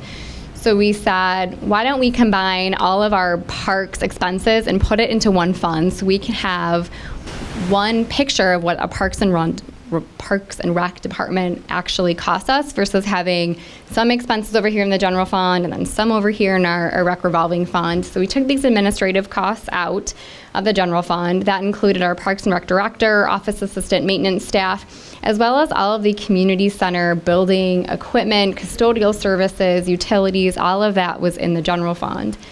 Now we've moved it. That incorporated about $556,000 of expenditures. Revenues are coming from our program charges, as well as this. We have the $180,000 that I mentioned during the CIP plan that we hope to receive from state grants, as well as the transfers in. So the transfers in then are coming from the general fund, and we have, I think, $100,000 budgeted from our senior activities fund to help offset the cost of our rec revolving fund.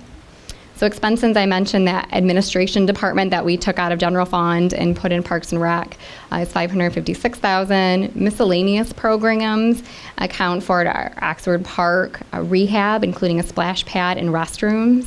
We also have our youth camp, which is a big cost, $156,000, and the Dream Cruise. So the Dream Cruise does include, and that should be $30,000 to purchase barricades related for all of the Dream Cruise blockages for streets. So what does this look like? So again, what is our comfort level for the rec revolving fund? And in this case, we're anticipating $300,000 remaining at the end of fiscal year 19, which again, I think is healthy. Looking at the fund balance to expenditure ratio, it's still 28%. So I think the biggest thing is looking at what projects do we have coming up. Senior activities receive our revenue mostly from grants or contributions. And the expenditures are very similar to prior years. We're providing transportation services and some program services there. The newest thing is this transfer of $100,000 to the rec revolving fund. And again, in my opinion, that covers past administration costs. Again, senior activities is all housed out of the community center. In the past, they have not contributed toward any of the maintenance fees or utility supplies for the community center. So this is to reimburse the rec revolving fund for those costs. For fiscal year 19, we're projecting a fund balance of $86,000. And again, I think that's more than enough to cover any costs of a possible new senior van or some sort of senior transportation needed. Downtown development, something a little different in this fund as well, is we used to have two funds. They were accounted for separately. The city can levy 2 mills for just those businesses within the DDA that pay the 2 mills, as well as tax capture that the DDA has, where they capture taxes from the city, the county, and the schools. We used to account for those in 2 separate funds. Now, with the new DDA director, we have combined those all into one fund. So there we have listed the 2 mills that we receive from property taxes, as well as the property tax capture, makes up the majority of the revenue. Expenses this year, we're working on a placemaking project, design guidelines, a new facade incentive program, streetscape improvements, and the wayfinding project that I talked about, where the DDA is pairing up with the city to do that project. Again, fund balance ratio, the purpose of the DDA is to spend the money they receive for DDA improvements. So we're working with them to ensure that they spend down their fund balance, that we don't leave too much there, that we're putting it back into the DDA. Debt service fund, again, this is our debt outstanding is $1 million at the end of this current fiscal year. Next year, we owe $225,000 in principal. This does mature in 2021, and it is a voter-approved levy, so that will fall off of our tax roll shortly. Capital projects fund, we are looking to transfer $100,000 into the general fund to cover architectural services related to this building and other city buildings. And then we also have the sidewalk fund, which will become a special assessment levy to the extent that we do a sidewalk project. Enterprise fund. The ice arena fund currently for part-time staff and utilities, it costs the city around $10,600 per month. Again, utilities around $7,700, and part-time staff to cover the time during teen center, walking track, and dad's club is around $3,000 a month. This does not include the additional costs that the ice arena has related to building maintenance, general liability, custodial costs, things like that. The other enterprise fund is our water and sewer fund, which we've already talked about in depth. So that covers just kind of a brief overview, hopefully brief enough, of the budget for this fiscal year 18. Thank you, Sabrina. Are there any questions on the budget summary that you've seen?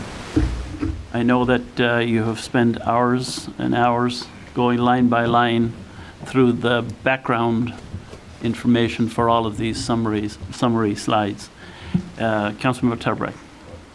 I do not have a question. It's more of a comment. As we saw at the end of the slide, the ice arena came up, and what is planned to happen with the ice arena versus what may happen with the ice arena.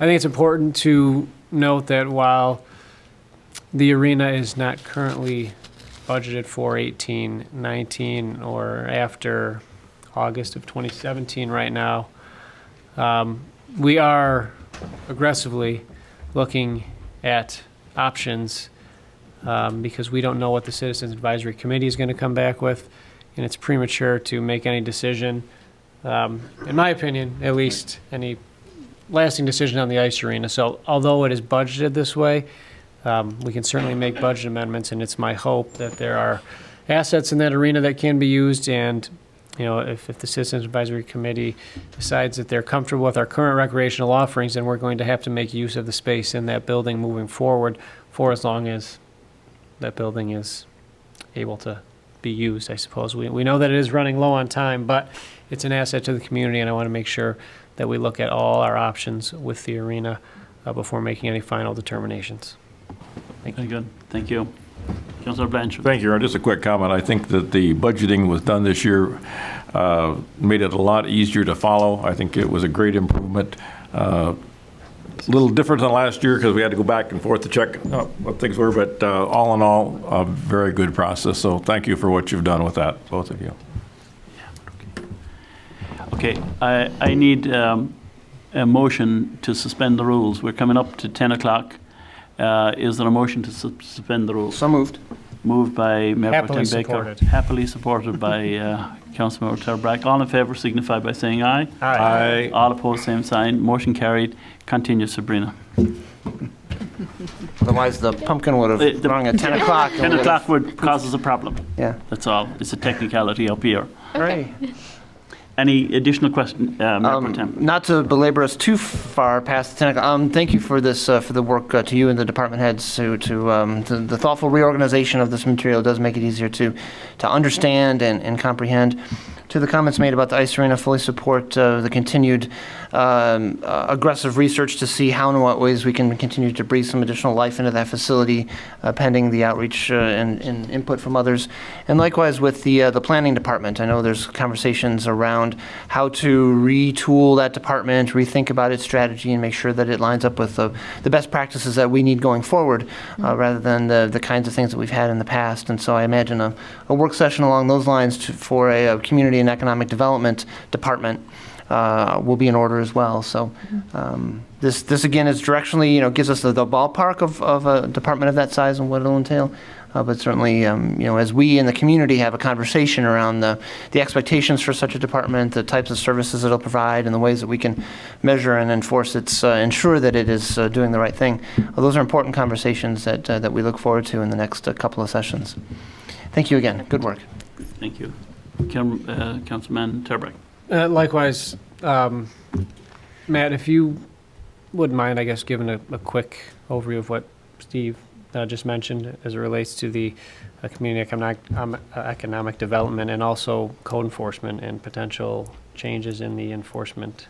Oh, my pleasure. Departments are going to be. Absolutely. As council's aware, we are going to be losing our planner coming up. Basically as we bring somebody new on, we'll be transitioning our planner out. What we have is the opportunity to, one, just simply change the name of the department from building and planning to community development, putting the emphasis back on the community itself, as well as economic development portions. One of the things that our DDA is a fantastic partner in doing is bringing on new businesses, new development within the DDA district, but that covers Coolidge and just a portion of 12 Mile. Leaves the rest of the city at large. So our this department would also partner with the DDA in covering those commercial areas that are not covered by the district itself. Of course, your Greenfields, 11 Mile, as well as Woodward itself, are one of our main thoroughfares regionally.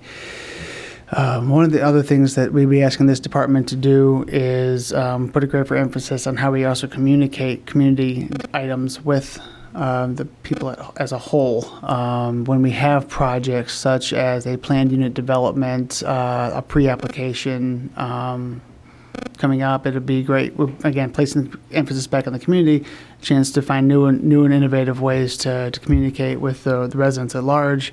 And then the enforcement side, both with the building code enforcement as well as the zoning ordinances, as well as the city's code of ordinances proper, taking the time to examine what the ordinances say, what we're able to enforce, and make sure that they're meeting the demands of where we want our community going.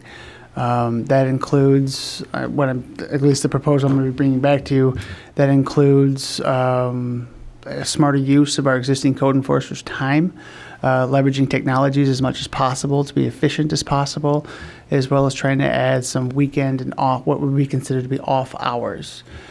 So that Friday at 5 o'clock, if it becomes the wild, wild west, we actually have somebody here to say, no. Again, speaking to the culture of compliance that Mayor O'Dwyer so eloquently outlined. So in summary, greater emphasis on the community, greater emphasis on economic development, on the non-DDA areas, and smarter use of our resources as far as enforcement goes, all trying to move towards a better, stronger Berkley. So that's the nutshell, and I look forward to bringing that back to this council. Thank you, Matt.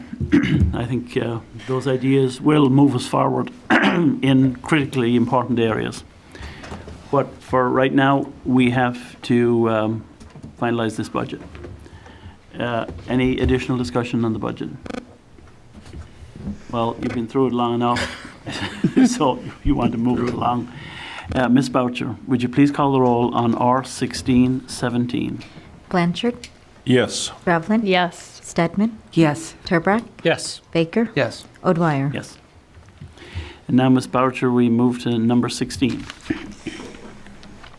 Motion number M4017, matter of authorizing a contract with Library Design Associates Incorporated, 1149 South Main Street, Plymouth, Michigan, 48170, to purchase 7 benches, 16 upholstered chairs for a cost not to exceed $8,500. $8,000 will be paid from building improvements 101738976,000, and $500 will be paid from office equipment 101738983,000. Is there a motion to approve M4017? Move to approve. Moved and approved by Councilmember Turbrack. Support. Support by Councilmember Blanchard. Mr. Baumgarten. I believe Matt Church is still here. This is, of course, an improvement to the library. I believe it's is this the youth room upgrades? Yes. All right, good evening. Thank you for having me here. So we issued an RFP on April 25th to get some furniture that was budgeted for the current fiscal year. We were looking for 4 upholstered benches, 16 chairs, and then 3 benches that are leaflet benches. So they're kind of a leaf-shaped bench that interlock together. All of this would be put to use in the youth room. We posted this on Mitten, and the bid was sent out to 60 companies. Bidders were also welcome to provide alternate items if they wish to recommend something different. Only one proposal was received in this case, and it was opened on May 5th. Library Design Associates was the company that bid. We've worked with them in the past. They come highly recommended, so I'm recommending that we move forward with them. Very good. Any questions, discussion on this item? Thank you, Matt. Thank you. For being so attentive to all of this and for staying so late. Very welcome. Ms. Boucher, would you please call the roll on M4017? Revlin. Yes. Stedman. Yes. Turbrack. Yes. Baker. Yes. Blanchard. Yes. O'Dwyer. Yes. Thank you. And now the final item, number 17. Ms. Boucher, would you please call it? Ordinance number 00217, matter of considering the first reading of an ordinance to amend Article 1 and add a new Article 4 to Chapter 22 Animals of the City of Berkeley Code of Ordinances to permit, regulate, and establish requirements relating to the keeping of chickens. Is there a motion to approve Ordinance 0217? Move to approve. Move to approve by Councilmember Turbrack. Support. Support by Councilmember Gravlin. Mr. Baumgarten. Thank you, Mr. Mayor. Coming back to you after the previously holding a work session, we've made some updates to the body of the ordinance here. The most important thing is that this limits the number of permits to 5. This is in line with the pilot project that we had spoken about after the previous work session that we had. So it would be limit 5 permits for the first 12 months.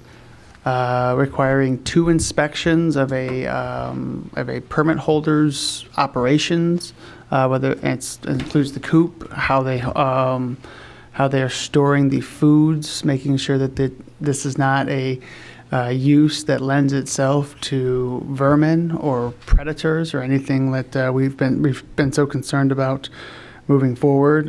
It does make some amendments to the animal section as well. A group of chickens is counted as a single flock. So if you have 3 chickens in the coop outside, it does not preclude you from having 2 other animals inside the home. So you get to keep your, if you like your dogs, you can keep them. Addresses those items. It does also change some of the building materials. We talked about chicken wire at the work session, if you'll recall, chicken wire. It was suggested that chicken wire does not keep out rodents, or specifically rats and mice. So we did make a change to wire mesh in there. We didn't specify a type of gauge, but we can certainly look at that as we go through the enforcement process if we need to make an amendment based on best practices. So again, trying to, above all things, make sure that this is not something that lends itself to other issues, specifically rodent infestation. The rest of the items remain largely unchanged. There is a single violation that is a finable offense. The second violation is revocation of permit. So the chickens would have to go if throughout our inspections, we have to cite an individual more than once, or if we have to respond to a complaint from a neighbor. First one's a fee. Second one is the chickens have to leave the property. I hope that covers all the items that we discussed at the last work session. I'm looking forward to seeing how this goes over the next 12 months. Again, a lot of other communities, we have been fortunate to not see any issues. I hope that we are right in line with that trend. But we'll be watching these items closely, especially with our newly reorganized community development department. Thank you. Councilor Blanchard, do you have any insight into the gauge of the mesh? Yes, I do. I thought you would. We should specify that the wire mesh, I think, is no bigger than 1/4 inch wire mesh. I mean, wire mesh can be squares like that, and the rodents run right through that. So I think that needs to be enforced. The chicken coops that I looked at had that, and I was impressed with that. So I think that's what we should make sure that our code enforcement officers are enforcing on the construction of these chicken coops. Will you make an amendment to that effect? Yes. I'd like to make an amendment to the motion to define the wire mesh as having holes no larger than 1/4 inch. Is there support for that? Support. It's supported by Councilmember Gravelin. Can you call the roll on that, please? Pardon? We're just on the amendment right We're just on the amendment. Can you call the roll on the amendment? The amendment is to require 1/4 inch mesh. Or smaller. Or smaller. Stedman? Stedman? Eileen? Yes. Turbrack? Yes.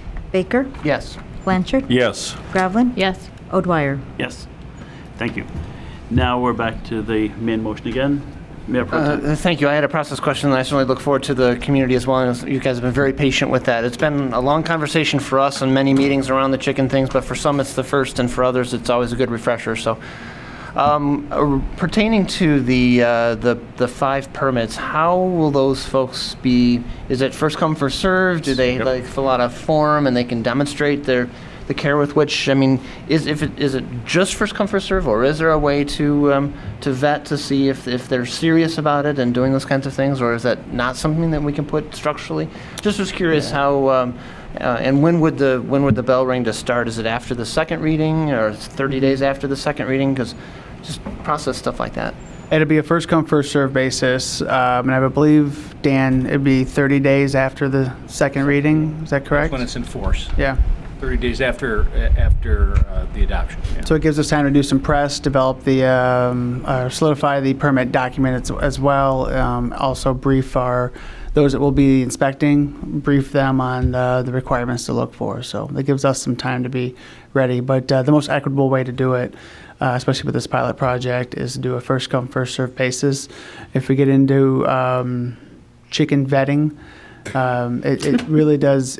And I'm serious, it adds a layer to it, and if we want to have a good sense of how the community will respond to the raising of chickens, we don't want to pick the brightest and best because it could end up moving that in an unfair direction after the first year. So we do think first come, first serve is the most equitable way to allocate the permits. And that's why we have an ordinance. I mean, if they're serious about doing this, I would hope that they know that it's not something you just jump into. It's not a cheap, quick throw coop together. So having these restrictions and qualifications in place, I think, gives us a little bit of security. Knowing that it can be first come, first serve, and instead of having to, do background checks and vetting, as was mentioned before. And thank you. I appreciate that. I had received questions to that effect, and Sure. wanted to just clarify that it was, as was mentioned, I mean, this has been reviewed many times and studied with best practices from neighboring communities and around the sector, so to speak. So it's our first adventure in trying to learn about this, but certainly this is well-worn pathways here. So appreciated the clarity just on that piece of the process. Thank you. Anything else before we go to the audience? I know this lady wanted to weigh in on the... I'll go first. Yes. My name is Elizabeth. I live on Robina in Berkeley. I'm against the whole idea of bringing in chickens. On a 95-degree day, I don't want to have that odor wafting across the neighborhood. I don't care who has it. I don't care who has chickens, but I don't want that odor wafting in my windows. I have smelled chickens. They stink really bad. The owners of chickens are going to be responsible for their waste or changing their gravel or whatever their yard is made out of. That has to be addressed. Pestilence, vermin, I don't know what sort of parasites chickens might get, and I don't want any of them in Berkeley. I had some other ideas. If you want eggs, you can go to the store and buy eggs. If you want chicken, you can go to the store and buy chicken. I just do not want to have the odor. And I'm totally against the idea altogether. Okay, thank you. Anybody else want to weigh in on this?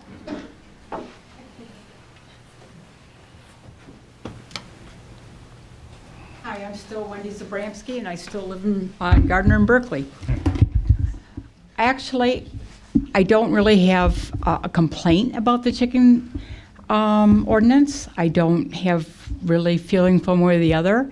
But what I do feel very strongly about is that this city council had brought up to them a ordinance for chickens from somebody that got caught with chickens in the city and somebody that wants to move to the city to have chickens.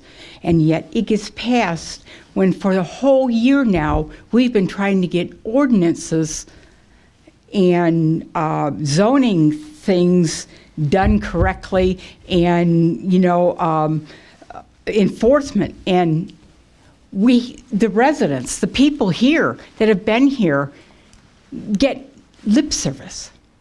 I think it's just really disgusting that you guys take all this serious and come up with it, fine, and dandy, I don't have any problem with it, but I sure think it's damn time you start listening to the residents about everything. Thank you. Anybody else?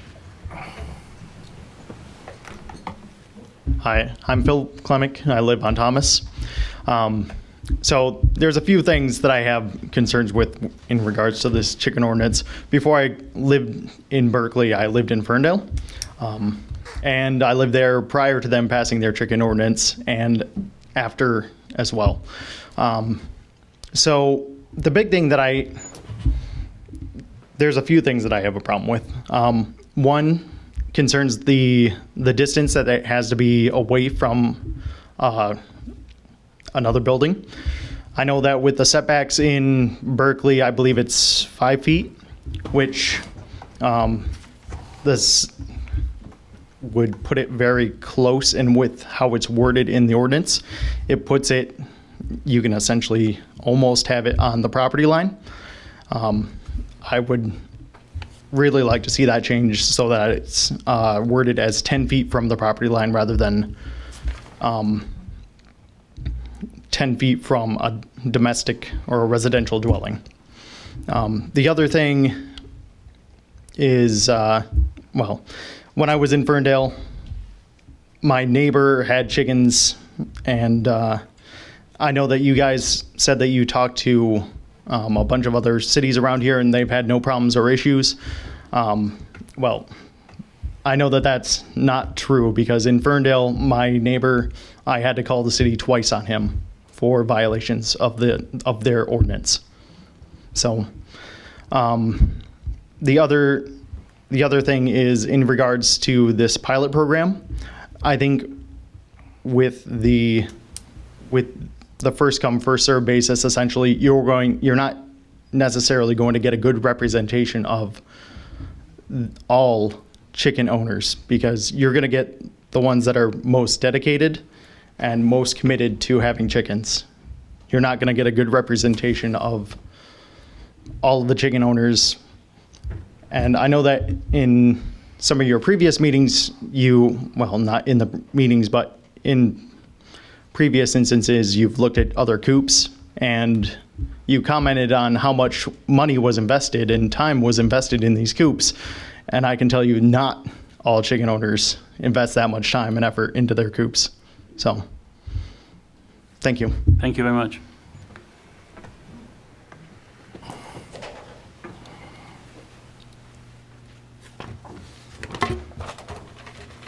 Hi, Lisa Kemner.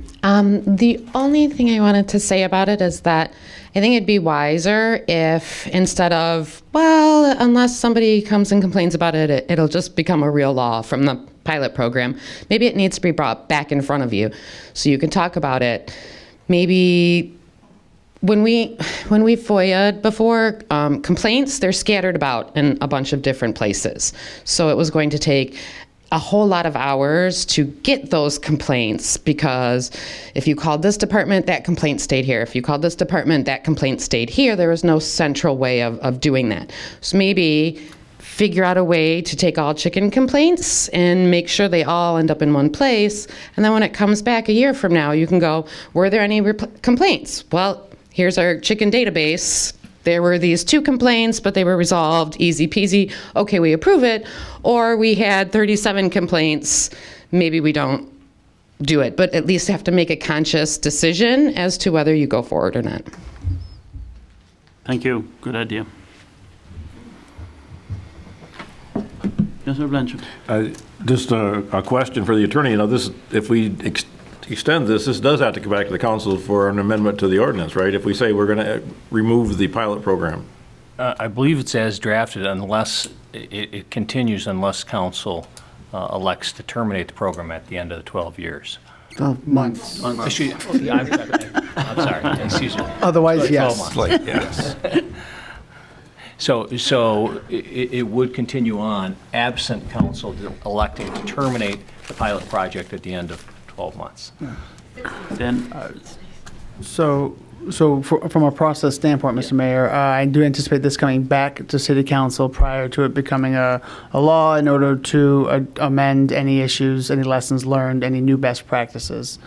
So it is our intent to bring it back to you after the conclusion of the pilot program. I know it's not reflected in the law here, and perhaps I'm not sure how exactly you work it in there, but it's our intent to bring it back to you. But that it would could be the opposite, where it would terminate on its own accord, If not kept on. absent Sunset. with the sunset provision, unless council elected to extend it. That's the other option. Can we just trigger an automatic review after, say, 11 or 12 months, so that we have to before? I mean, because that's a concern I have frankly, as well. I don't know if you need to formalize that in the body of the ordinance. You could Well, I direct would staff rather to bring it back. Yeah, I do. I like that, but sometimes I like to actually see things written in there as well, because occasionally, sometimes things do get slipped, or maybe we don't get it till, say, the 14th month, and we've had some issues, and we could have put a stop to it. We've all thought about this a lot, and we've read a lot and researched and visited a lot of things. I still have, some concerns. Those concerns were assuaged by a lot of our conversation and personal experience, but residents bring up a number of points that we have all brought up as well, and concerns that we have. So I would be much more comfortable knowing that this is going to have to come back before it just passes on, before it just becomes, an ordinance and no longer a pilot program. And if it doesn't work and we get a number of complaints, I don't want to have to continue with the next 12 months either. Right? We can just shut it down, and that's it. There's no reason to just say, oh, you're complaining, you're going to complain. We've got 12 months, so keep complaining. I mean, I'd just zip it, done with it there. Mayor Pro Tem. Thank you. To add on to that same thing, I had the similar comment, and it's like Section 22-97 pilot program. If there's, I'm not sure if we'd want to craft the exact language now, but if we could request that when it comes back, that be addressed in there to properly reflect, a sunset period or some kind of trigger that it comes back for a thoughtful analysis of the chicken database kind of a thing. Because this is important, right? I mean, we've learned from other communities. We've seen the things that worked, and we've heard stories of things that have needed to be remediated in other communities. It's not a perfect program, but there's been a lot of learnings that we can build upon rather than starting from scratch. I like the idea of the multiple inspections per year, and then of course that gets back to the broader question of code enforcement that we're addressing through this other conversation.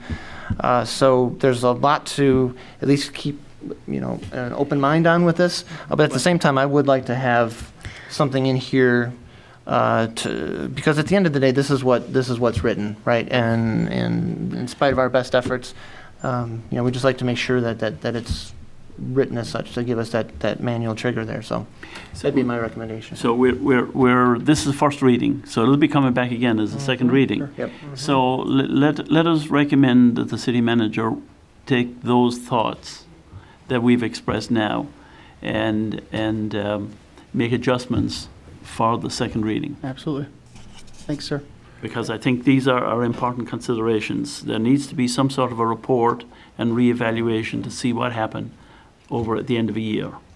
And the list of complaints that have been generated, we need to hear what they are and see if they're sufficiently onerous as to end this whole permit. Yep, and then thank you. One last thought. Those who do choose to sign up for the pilot program, make sure that they are aware that this does have that window at the end of it, and if they do choose to make that significant investment in this and do it properly to Councilman Blanchard's standards and beyond, that they know that a lot is riding on the success of this, and that they will in turn be helping demonstrate, what best practices are in our community, and we can continue to grow from there. Very good. Anything, Councilor Blanchard? One thing, this has a lot of legal stuff in it, which we expect, but I think that we need something to go with a chicken owner puts in a request that says, okay, you got to be 10 foot from this line, or this set talks about setbacks. I want something that says, here's the rules in plain English. You got to be 10 foot from here, 20 foot from here, 20 foot from there, and you can't be any bigger than that. So it's real simple. We don't have any excuses. Oh, I didn't know what the setback was. Well, we're going to tell you what the setback is, and don't get your chickens in it. Don't count them quite yet, huh? They'll be fried. You can come one more time.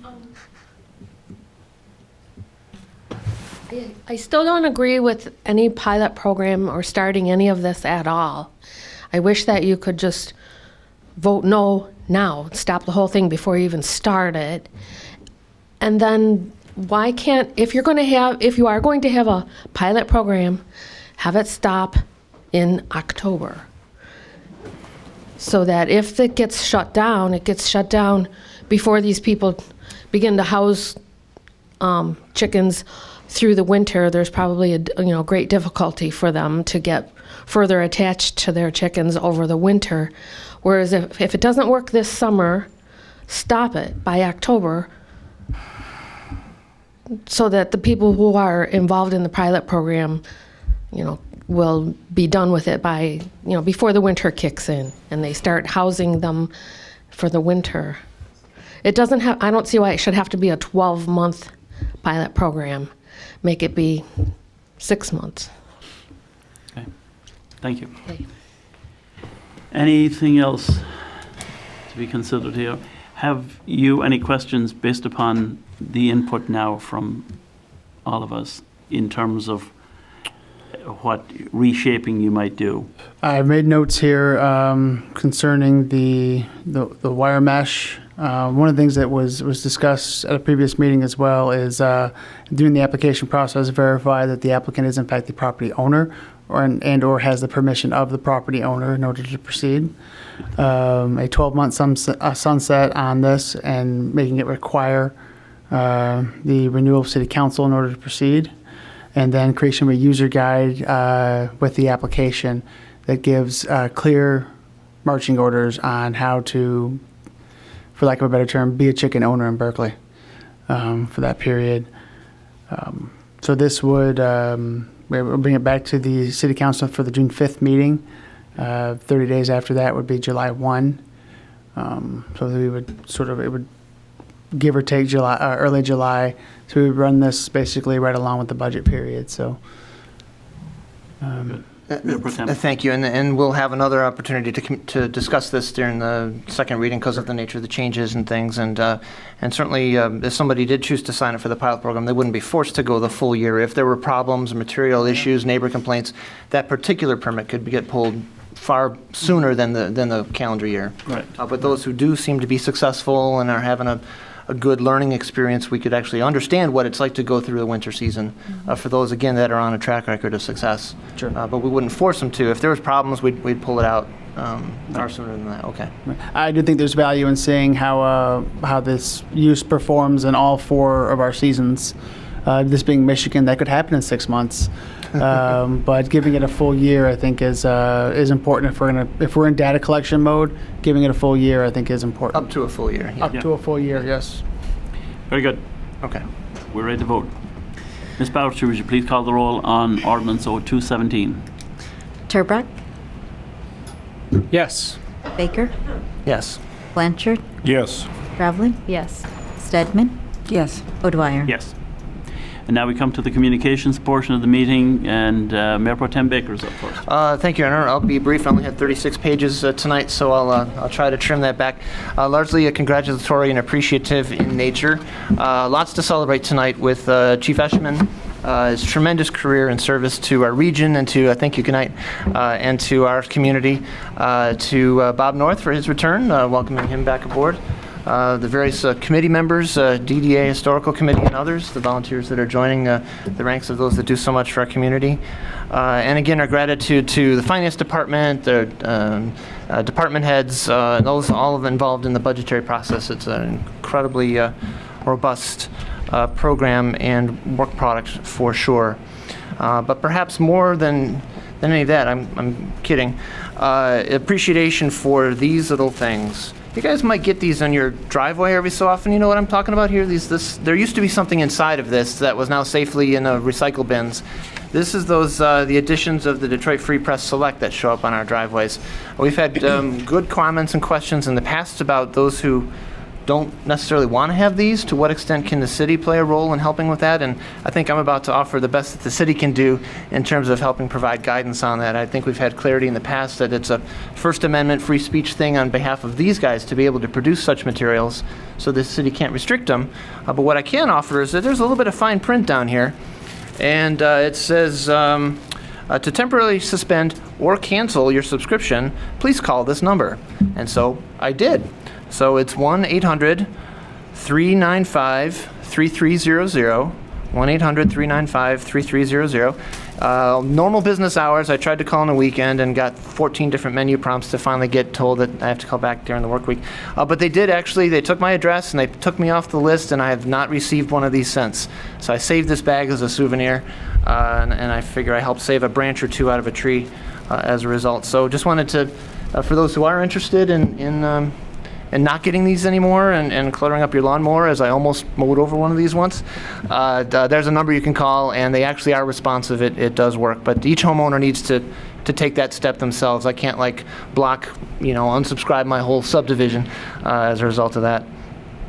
And finally, it was Zayn Malik who once wrote, "Just close your eyes and enjoy the roller coaster that is life." Again, just close your eyes and enjoy the roller coaster that is life.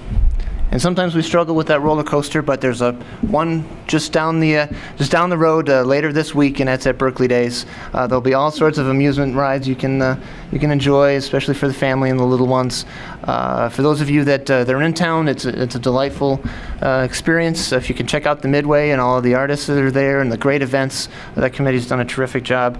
I know the sporting activities midweek and towards the end will be the highlights for sure. But if you are able to participate, it's a great time with great folks. There's a really nice raffle there and everything like that. So here's to that roller coaster that is Berkley Days. Thank you. Thank you. Councilor Stedman. Well, first of all, at Berkley Days, the library will be having their spring used book sale. So make sure you stop into the arena and check it out. And I think it's mainly paperback books. So if you still want to donate any, I am sure they're taking them until about Wednesday. I'm pretty sure that at that point they're going to start taking them over to the ice arena. But everybody should come there. Thank you. Thank you. Councilmember Blanchard. Thank you, Your Honor. Just want to let everybody know that the City of Berkeley and the American Legion are having a Veterans Town Hall meeting on the 23rd from 6:30 to 8 at the public library. And what it's going to do is, this gathering is for veterans to inform them of the benefits from the state and federal levels. Representatives from the American Legion, Department of Michigan, Oakland County Veterans Affairs, and the Department of Veteran Affairs will be on hand to answer questions. So if you know any veterans, we'd like them to call the library and make a reservation so we make sure we got enough room for everybody. But again, that's the 23rd, 6:30 to 8 for all veterans at the public library. Thank you. Thank you. Councilmember Tubrick. Thank you. The Friends of the Berkeley Parks and Recreation wanted to get in on the Berkeley Days festivities this year, and tomorrow night, coming quickly tomorrow, they'll be having a game night from 5:30 to 7:30 at the community center, and it's sort of their kickoff, and then the rest of the Berkeley Days events that are coming up after that, obviously the Midway that Councilmember Mayor Pro Tem Baker mentioned.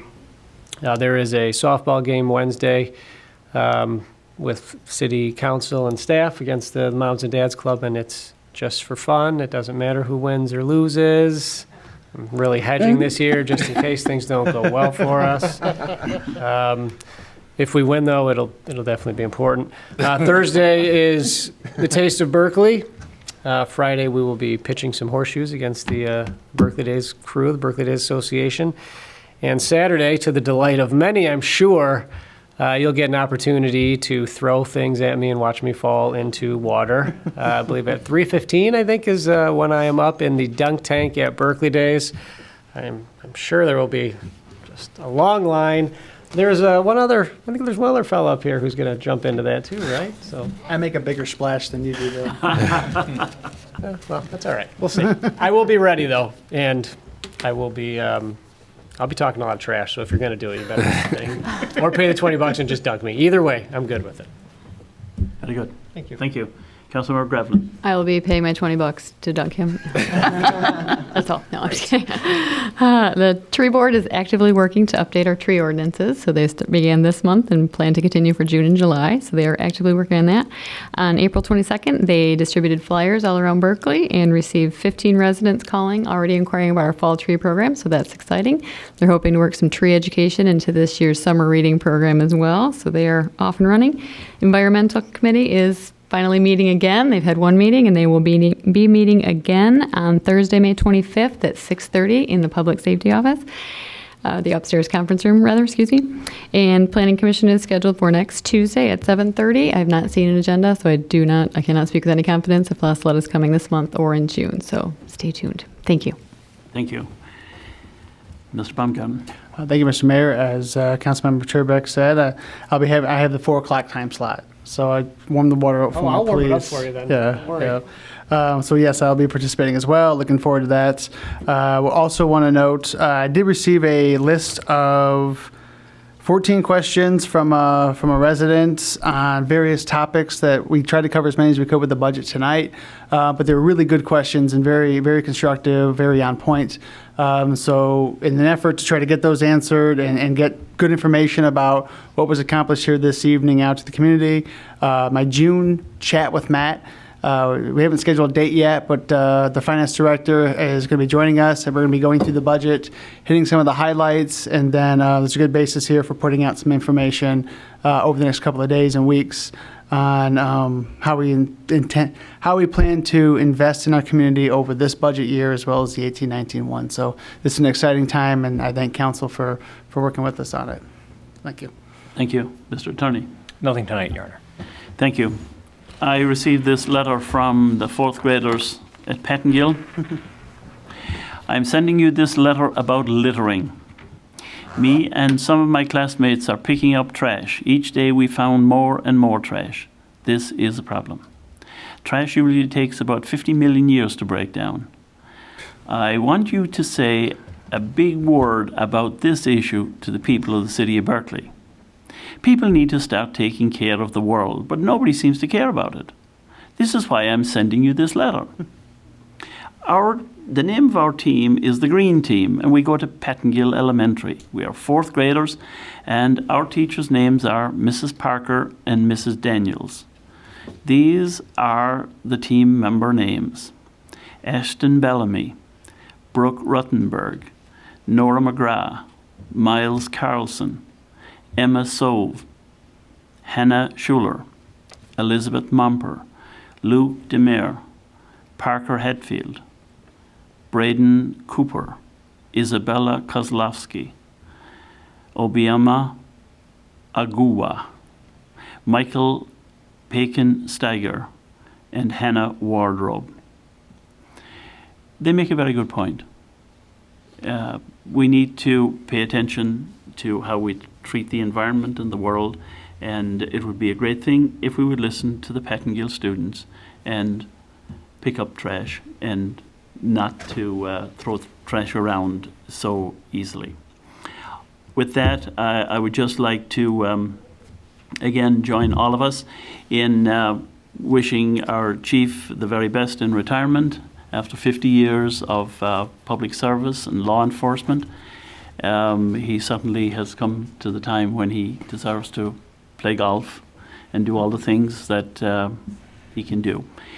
On that, is there a motion to adjourn? Motion to adjourn. Motion to adjourn by Councilmember Stedman. Support. Support by Councilmember Grevlin. Ms. Boucher, would you please call the roll? Baker? Yes. Blanchard? Yes. Grevlin? Yes. Stedman? Yes. Turbrack? Yes. O'Dwyer? Yes. Council meeting is adjourned.